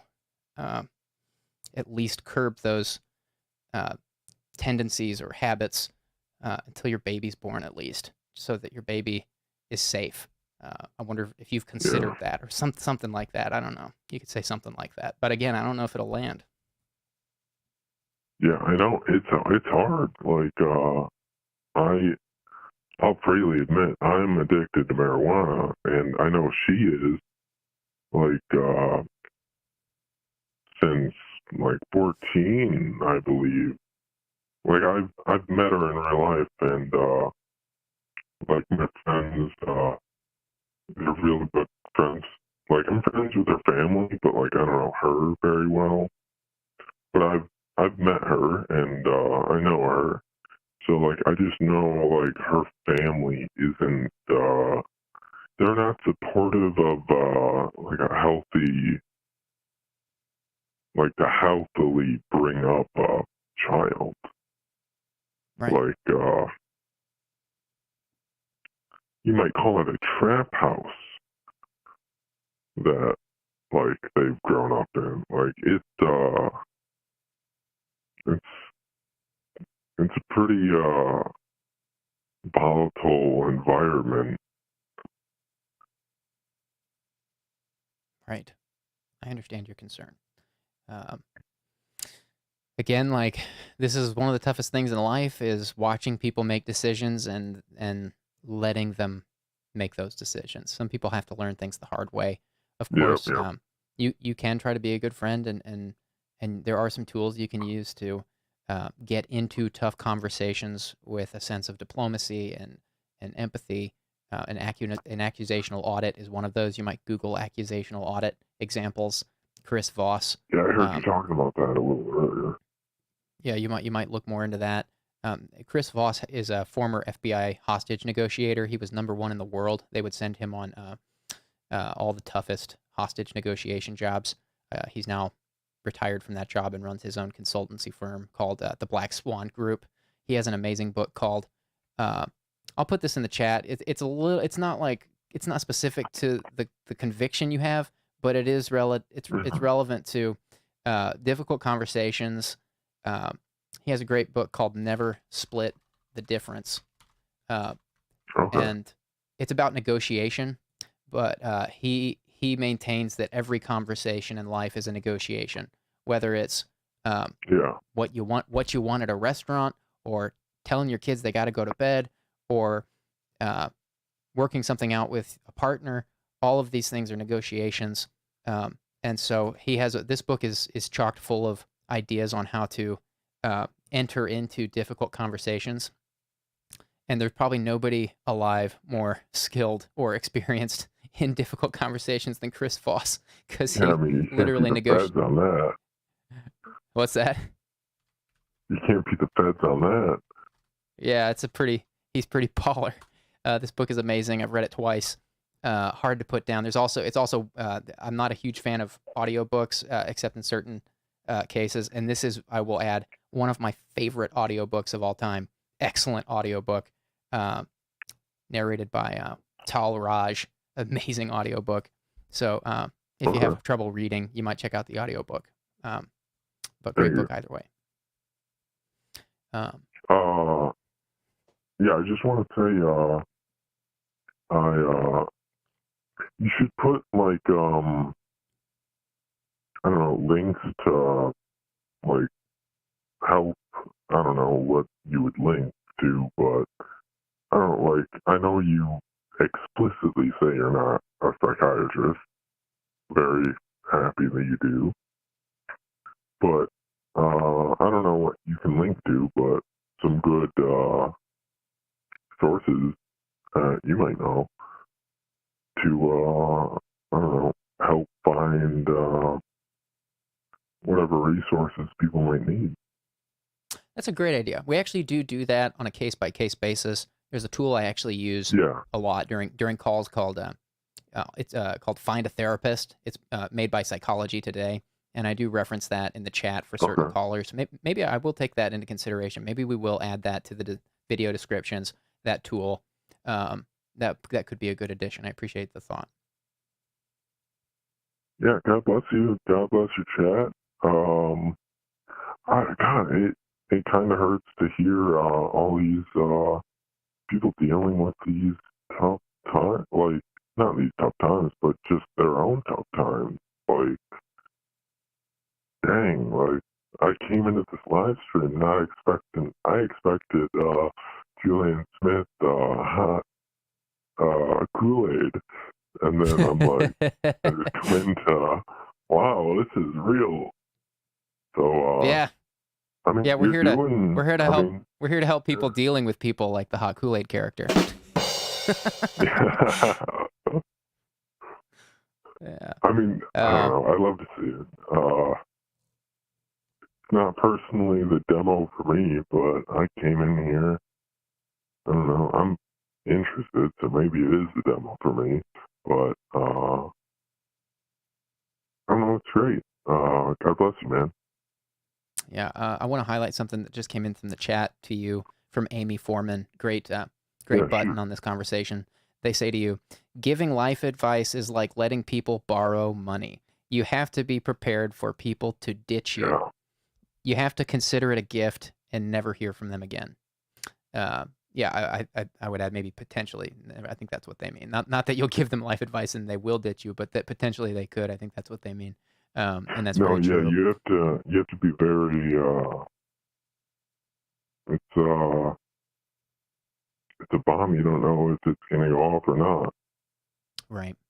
But these tools like the accusational audit can really help diffuse any tension and let them know what your intent is. It's all about the intent, letting them stating your intent up top before you get into anything heavy, and saying like, look, I'm fully aware that you can throw this out. I'll still be cool with you if you don't take anything I'm saying to heart. We're still totally cool. I don't care. It's your decision. All these things can help diffuse tension and create space for a good conversation to happen. I see your heart, and I think it's great. So thanks for calling in with this fascinating question, and I hope you get the answer you're looking for in this book. Chat. Thanks so much. Call again anytime. Thank you. Have a great one. Good. You too. Good night. Okay, guys, I think we have about time for one more caller. Calls here usually go around 30 minutes. We've had a couple of shorter calls tonight, so we have about 20 minutes remaining. I can't stay late tonight, so if the next caller and I get to the 20-minute mark, I will have to end the call early. I hate to do that, but we're going to jump in right away. Hello, thanks for calling. Hey, I just kind of wanted to talk about some stuff going on with my dad right now. I'm young. I'm a minor. Is that cool? Yeah. How old are you? No names, no locations, but an age would help us give context for the conversation. I'm 14. Okay. And what's going on with your dad?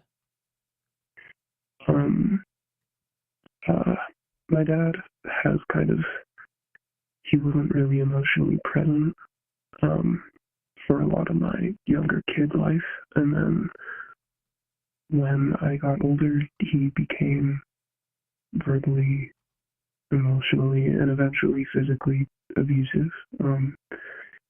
And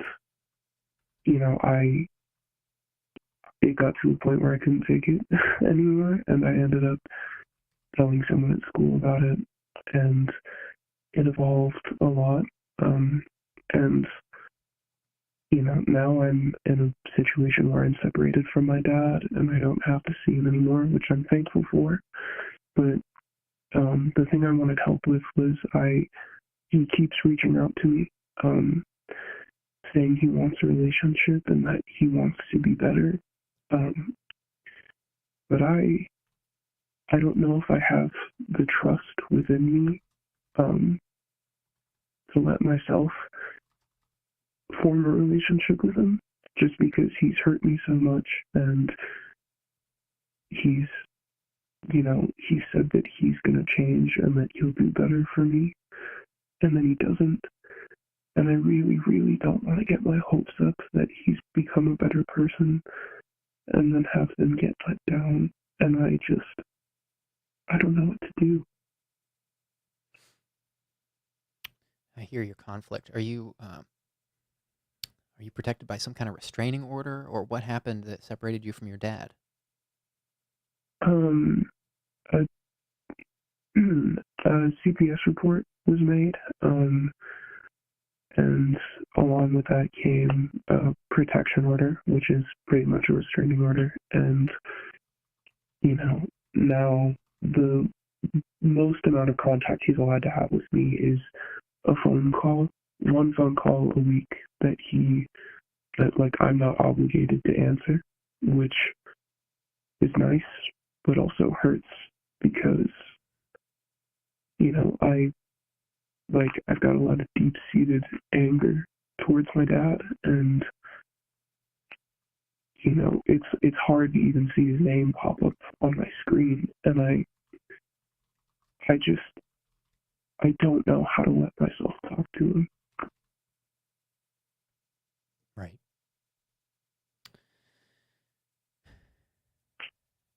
You're in a very difficult position. You're very young, and you're in a.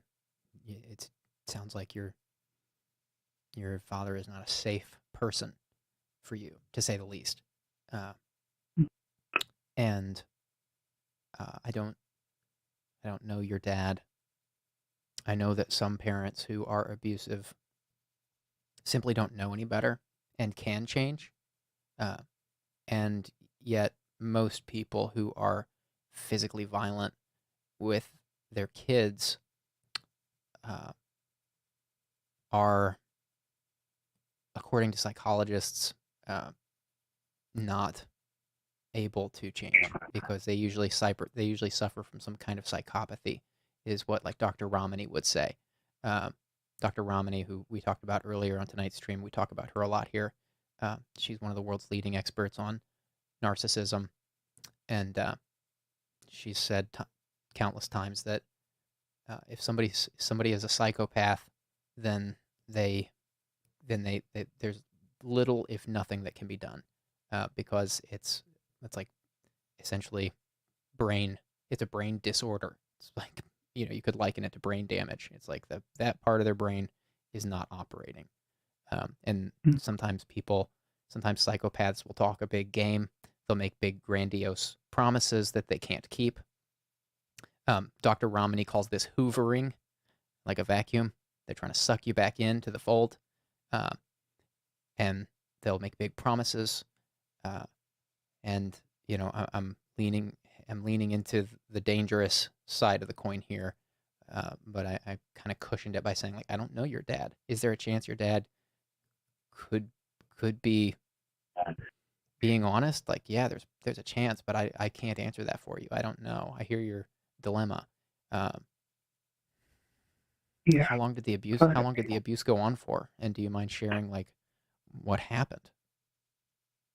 Oh, yeah. What would he do? My dad, he,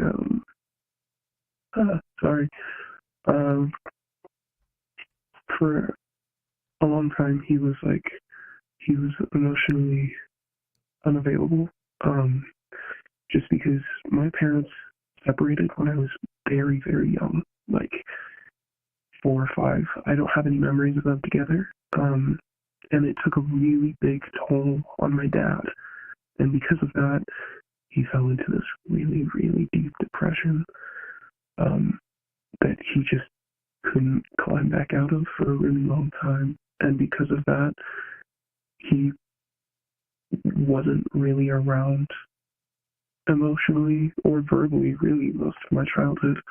But when he got older and he was able to get on his feet, and I got older too, he kind of, instead of like shutting himself off and becoming distant and kind of isolating himself, he would, like, his emotions kind of turned from being numb into being anger, and he was just so mad and everything. And by everything, I mean just the situation between him and my mom, and you know, like almost losing his kid, which, you know, to a certain extent I can understand, but Right. he ended up, you know, when he would get angry, he would, it started out with just yelling and screaming over the littlest things. Just like, you know, when I was like, I could be like 9 years old and I could look at him wrong, or, you know, he'd ask me to go get him a glass of water and I'd do it and then come back and give it to him, and he'd get upset with me because there would be water on the outside of the cup. Just really, like, really little things like that. He would just get so angry, and I never understood why. Well, I mean, until I got older, but he would scream and yell all of the time. And, you know, we've had like a couple really big blow-ups before. One of them it was a while ago now, like maybe 3 years ago. I ended up being with him in a car basically for like 3 hours, and he got upset with me because he took me without telling my mom about it first, which is against the the former custody agreement that we had. And when I told him I wanted to call my mom and tell him, he blew up in my face, and told me that I was selfish and disrespectful, and that, you know, I had no idea what he was going through, and, you know, everyone made him out to be a monster. And, you know, it was my fault and my mom's fault that he was the way he was and that we were the way we were. And, you know, Caller. I can call. Can you hear me, caller? Yeah, I can. I'm so sorry to interrupt your story. Can you hang on 1 second? I have a kid that just woke up. I think they had a nightmare and they're crying for me. Can you give me 5 seconds? Yeah, of course. Do what you gotta do. I'll be right back. I'm so sorry. No, you're good. Chat, I'll be right back. Give me 10 seconds. It might be more like 20, but I'll be coming right back.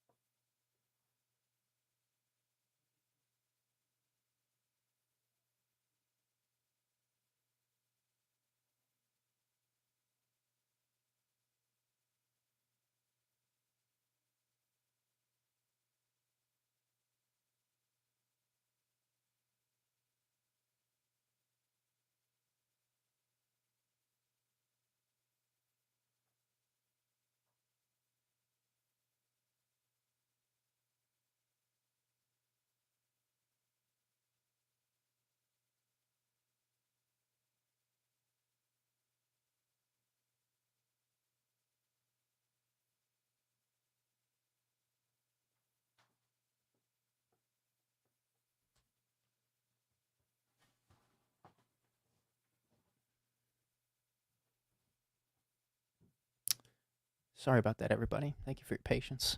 Everything's fine. I've got a little one here that woke up. Caller, are you still with us? Yeah, I'm still here. You're a really cool dad. I appreciate that. So, you know, you're getting a lot of love in the chat. You know, you don't deserve to be going through this. It's very confusing. You know, I can tell that this has made you a very mature 14-year-old. And I think these kinds of things will serve you well in life. They'll give you thicker skin. They will make you very resilient. You're still in the thick of it. You're still in the muck of it, the confusion of it. Only time can give you the clarity you need. I'm really sorry to hear about what you've gone through. You were also still sharing when I had to step away. You were sharing about your experience of growing up with your dad and the separation of your parents. So we can pick back up there if you like. But I wanted to add that as we went back into the conversation that, from what I'm hearing, I hear a lot of confusion in your voice, and that's natural to the extent of what you were raised in. It's not natural for people to be raised the way you were. I'm not saying that, but it's natural to be confused about these kinds of things when they happen. And I hope it encourages you knowing that with time, I think you might, I think that you will, with time, not only heal from this and feel better and stronger because you endured it, but you might also find some level of clarity around your relationship with your dad in time that, who knows what that could bring. I'm not saying that you should rush back into a relationship with your dad. I'm not saying you should or shouldn't do anything in particular. It sounds like you've done a lot of work to put protections in place for yourself to make sure that you're safe. And,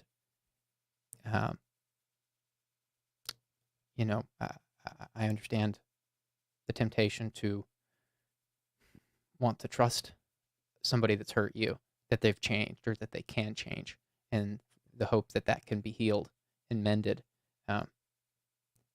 And yet, it could be very, it's a big decision to take back the protections that have been put into place, of course. So it's not something to rush into. I will say that much. But anyways, do you want to keep? You want to continue your story where you were, or you can use this place however you want.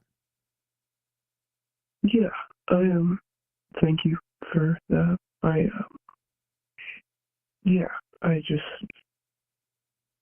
It's really difficult. I know I'm,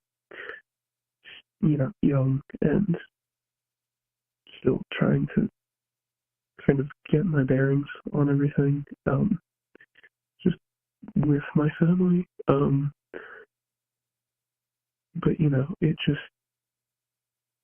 it really sucks feeling so disconnected, and not knowing if it's going to help me or hurt me more to reach out.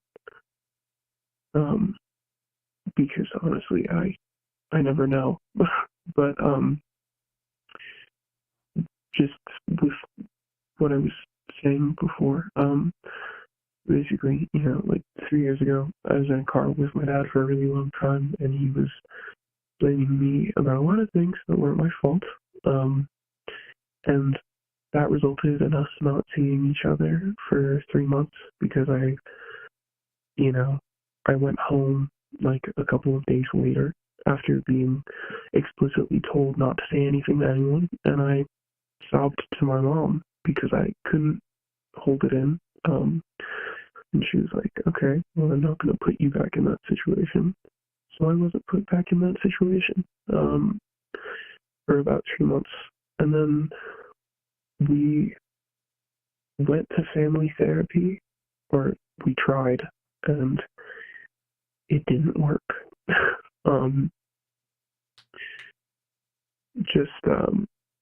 Me and my dad trying to talk about our issues, and that kind of space resulted in us holding everything in when we were around each other normally. And after our third session on therapy, me and my dad went out to lunch, or he offered to take me out, and I figured, why not? Maybe we can try to do things normally, like how they would be.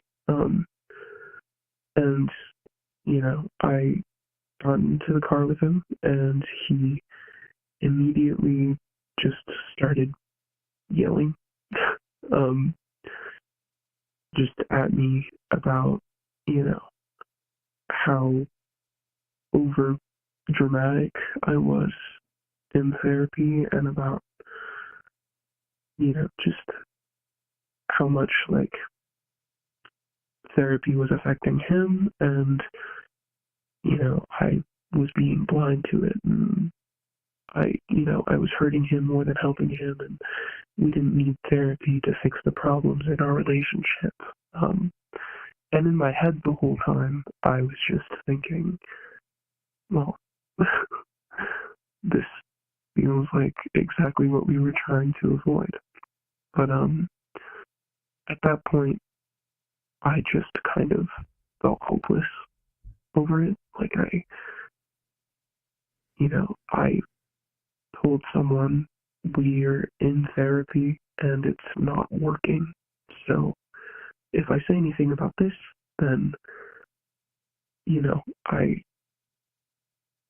what will it amount to? Just more therapy that doesn't help. So I didn't say anything. And, we went to that family therapist for maybe a month or two after that, and then things kind of just fizzled out.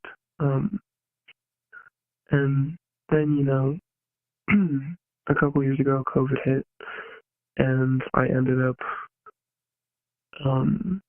it was right around my birthday when, like, schools shut down and everything, and, my parents mutually agreed to have me stay at my grandma's, and basically, for what I thought was going to be 2 weeks of visiting, I was actually 8 months of living there, just because of COVID. But that ended up doing a couple of things in regards to me and my dad. It kind of just made me realize that I was a lot happier when I wasn't with him. But I also kind of got homesick of, like, in regards to a version of him that didn't really exist. Just because when I thought about missing him, it was like, I want a father who's nurturing and who shows his love and care and compassion for me, and, make sure I'm safe. But that wasn't really what I was getting when I was with him.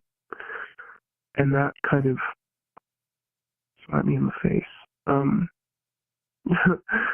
But when, like, 2020 ended, and then I spent the next year of my school life online, and during that whole time I was living with my mom. And that was really hard on me. And, then when my the last year of school that I was in rolled around, I made the executive decision to move in with my dad, because it was between that and doing another year of online school. And for a lot of reasons, I just did not want to do that to myself. So I moved in with my dad, which I now really regret. But, things were okay at first. It was kind of just the normal walking on eggshells sort of thing, but it was normal to me to, be in a house where I had to be careful of the movements that I made and the things that I said, and, just how I reacted to things that were said to me. That was normal. So things were okay for the first couple of months. And then school started. And school was really, really rough for me. just like bullying, a new school where I didn't know anyone, and just a lot of really crappy stuff. But, that intermixed with not being able to look forward to go home every day just kind of wore me down. And eventually, my dad became very adamant about, me looking like I was, like, walking around like a zombie, like, looking like I, didn't feel anything, like I was emotionally null, like he would always tell me, like, it looked like I didn't care about anything, and it felt like I didn't care about him, and, obviously that wasn't the case, and I would try to explain that to him all the time. But I think things just got progressively worse between us, because as my mental state worsened, he just kind of got angrier. And, my dad would blow up all the time for minuscule things, like I said. But, as I got older, it kind of became a thing where whenever he would get mad at me, his insults would turn into things directly related to my mom. And, this time period was kind of when things all came to a head before I finally told someone. And, the screaming and the yelling, it got worse and worse, and eventually, like, I can't even remember what the argument was about, but when he was in the middle of, like, calling me, like, selfish and ignorant over something or other, he looked at me with this, like, disgusted look on his face, and he was like, he was like, you remind me, like, you remind me so much of, like, your piss poor mother. And I was like, what? And I asked him what he meant, and he was like, well, we both know that your mother's a psychopath. Which really sucked to hear, but it kind of made me realize that a lot of his internalized anger towards me has a lot to do with the fact that I speak a lot like my mom, and I look just like her. And, that kind of gave me a tool to use, just because, maybe now that I know where the anger comes from, I can deal with it better. And honestly, that was a comment that kind of broke me. Like, just internally, I couldn't not say anything, so I said something to him, and I told him that, that's a really messed up thing to say to me. That's a really awful thing to say to your young kid, especially, like, that's my mom. And that just made things so much worse. He hadn't really gotten physical before that point, but he, like, with no warning at all, he slapped me in the face, like, as hard as he possibly could. And, my dad, he's a pretty stocky guy. He's obviously taller than me and a lot stronger. And, I like fell to the ground. And I was kind of left in shock. Like, I didn't know how to react or what to do. And, it scared the hell out of me. So I just, I didn't do anything. I kind of just stayed there, and I looked back up at him, and there were, like, tears burning my eyes, and my face, was forming a bruise, and I didn't say anything, but he looked back at me, and before I even had the chance to like try and collect myself, he was like, I've wanted to do that for such a long time. And it kind of just made me, it was like a light bulb went off in my head of just, oh, I'm very unsafe. And, you know, from that I point feel the on, need to it was ask a kind of, question. Can I butt in with a question? yeah, You, yeah, you're that's sharing, fine. you're sharing a lot here, and I want to be very clear that, you know, you're a very young caller, and I don't know, you know, I can't fix your problems. I don't know. I'm happy to, you know, we create a space here for people to think out loud. Um, we believe in the power of listening. Uh, we believe there aren't enough good friends in the world that will lend a listening ear to things like this. People don't want to hear things like this, and you know, this entire stream is not popular for that reason because people don't. And I'm so opposed to that idea. I think that more friends ought to be able to hear things like this. And if there's one thing that this stream does, I hope that it's that it creates more of that in the world and in people's communities, so that people realize that this is what friends do. They listen, and we try to be good friends here, even though everybody's anonymous. We have no idea who you are, but you're so young, and I struggle with knowing what direction to. You know, I don't know what it is you need, but I feel the need to ask if you have a good therapist. Have you been in therapy for this? Do you uh, have you done counseling? Yeah, I have, I am, I'm in therapy. You know, I tried to go to family therapy with my dad again, and that didn't really work. So now I'm just in therapy for myself. And you know, I talk about what went on with my dad a lot. And I'm getting professional help for that. And just Good.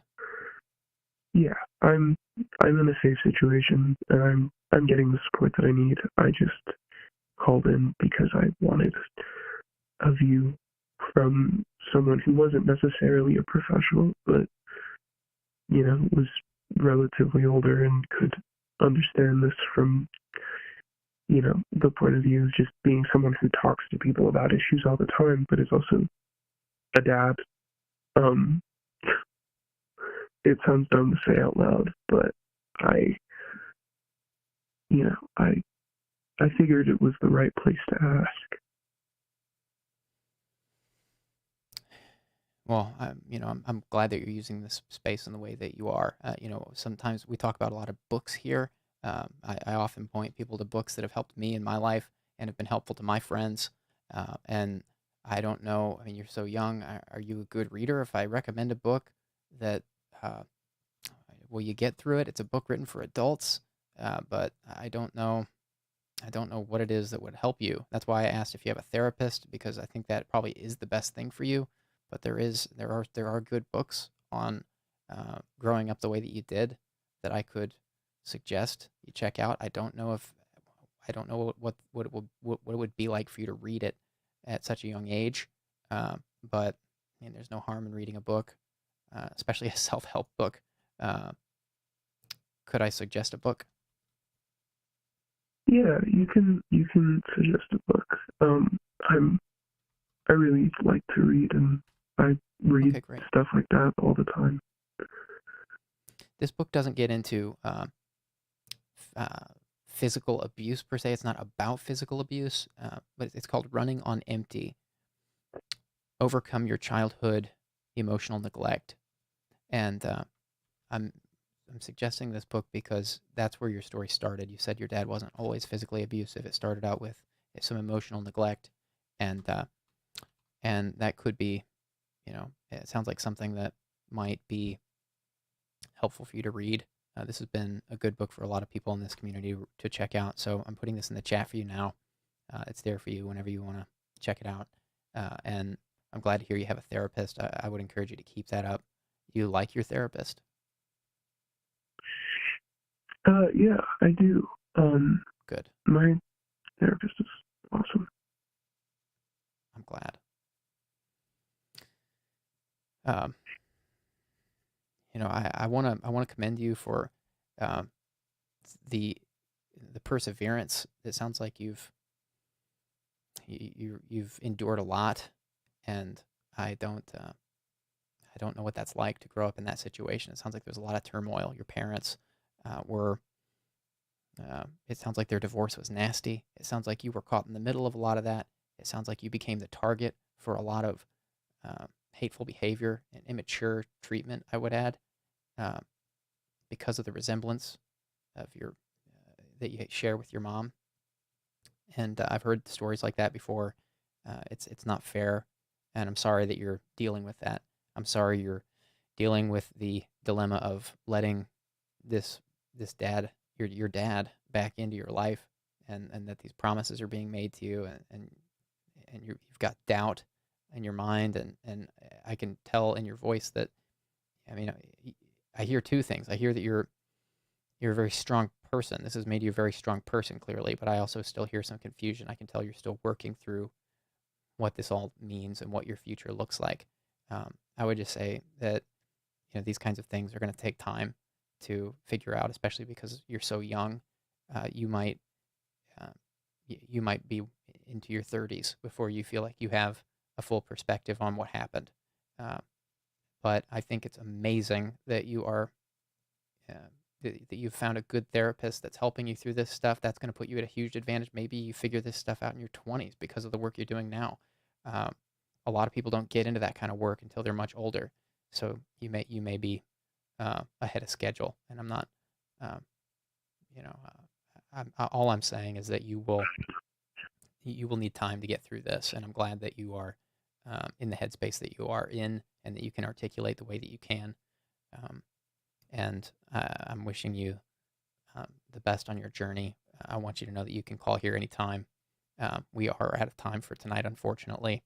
We've gone a little bit over, but it's okay. I wanted to hear as much as I could about your story because I feel for you. You're so young, and nobody deserves to grow up in that situation. My heart breaks hearing your story. Um, uh, I'm so relieved to hear that you have a great therapist because that is going to make all the difference for you. This place is is is is not a place where we can solve your problems, but therapy, dedicated work in therapy with a professional can. And I'm glad that we could lend a listening ear to you here and raise awareness of people that grow up in things like this, and create uh, awareness of this kind of empathy that is lacking in so many relationships. I do believe, I'll say it again, I said it before, but I'll say it again. I do believe that this is what friendship ought to look like.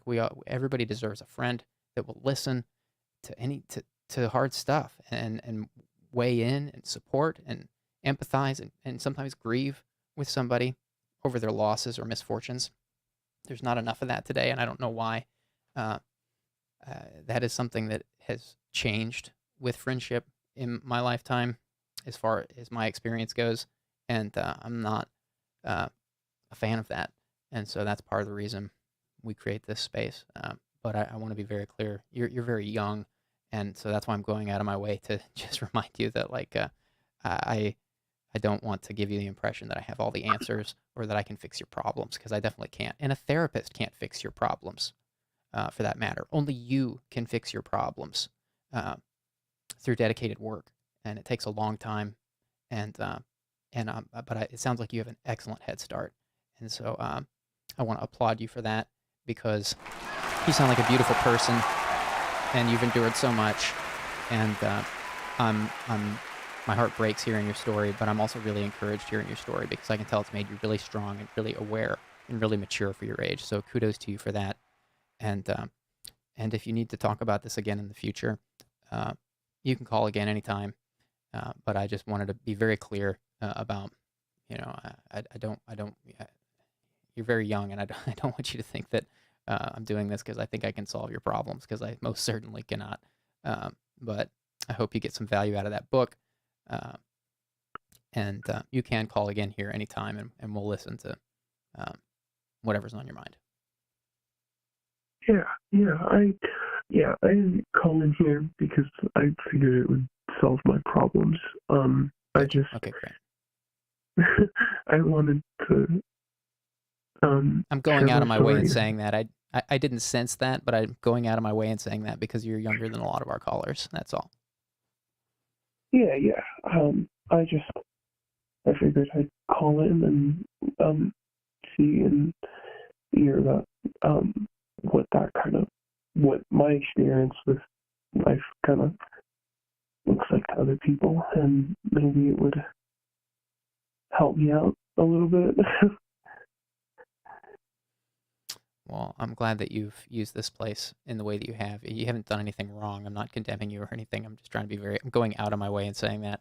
But thank you for being real tonight. Wishing you the best on your journey in therapy and healing from all this.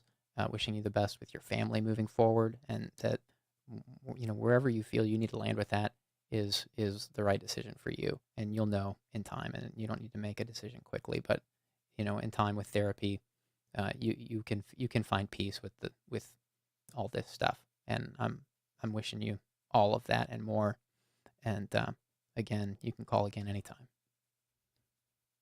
Okay, thank you. Thank you. Good night. Take care.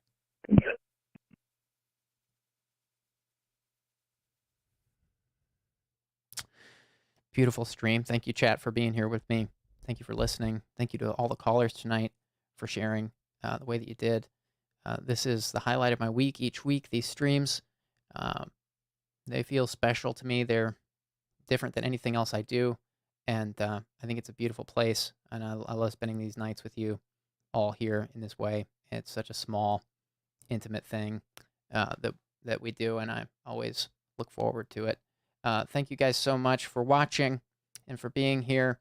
Huge shout out to our mods. Our mods are amazing here. Tonight we had Deanna Krebs. Thank you, Deanna, for keeping us on topic. I think I might have saw Easy Cheesy earlier. I could be making that up.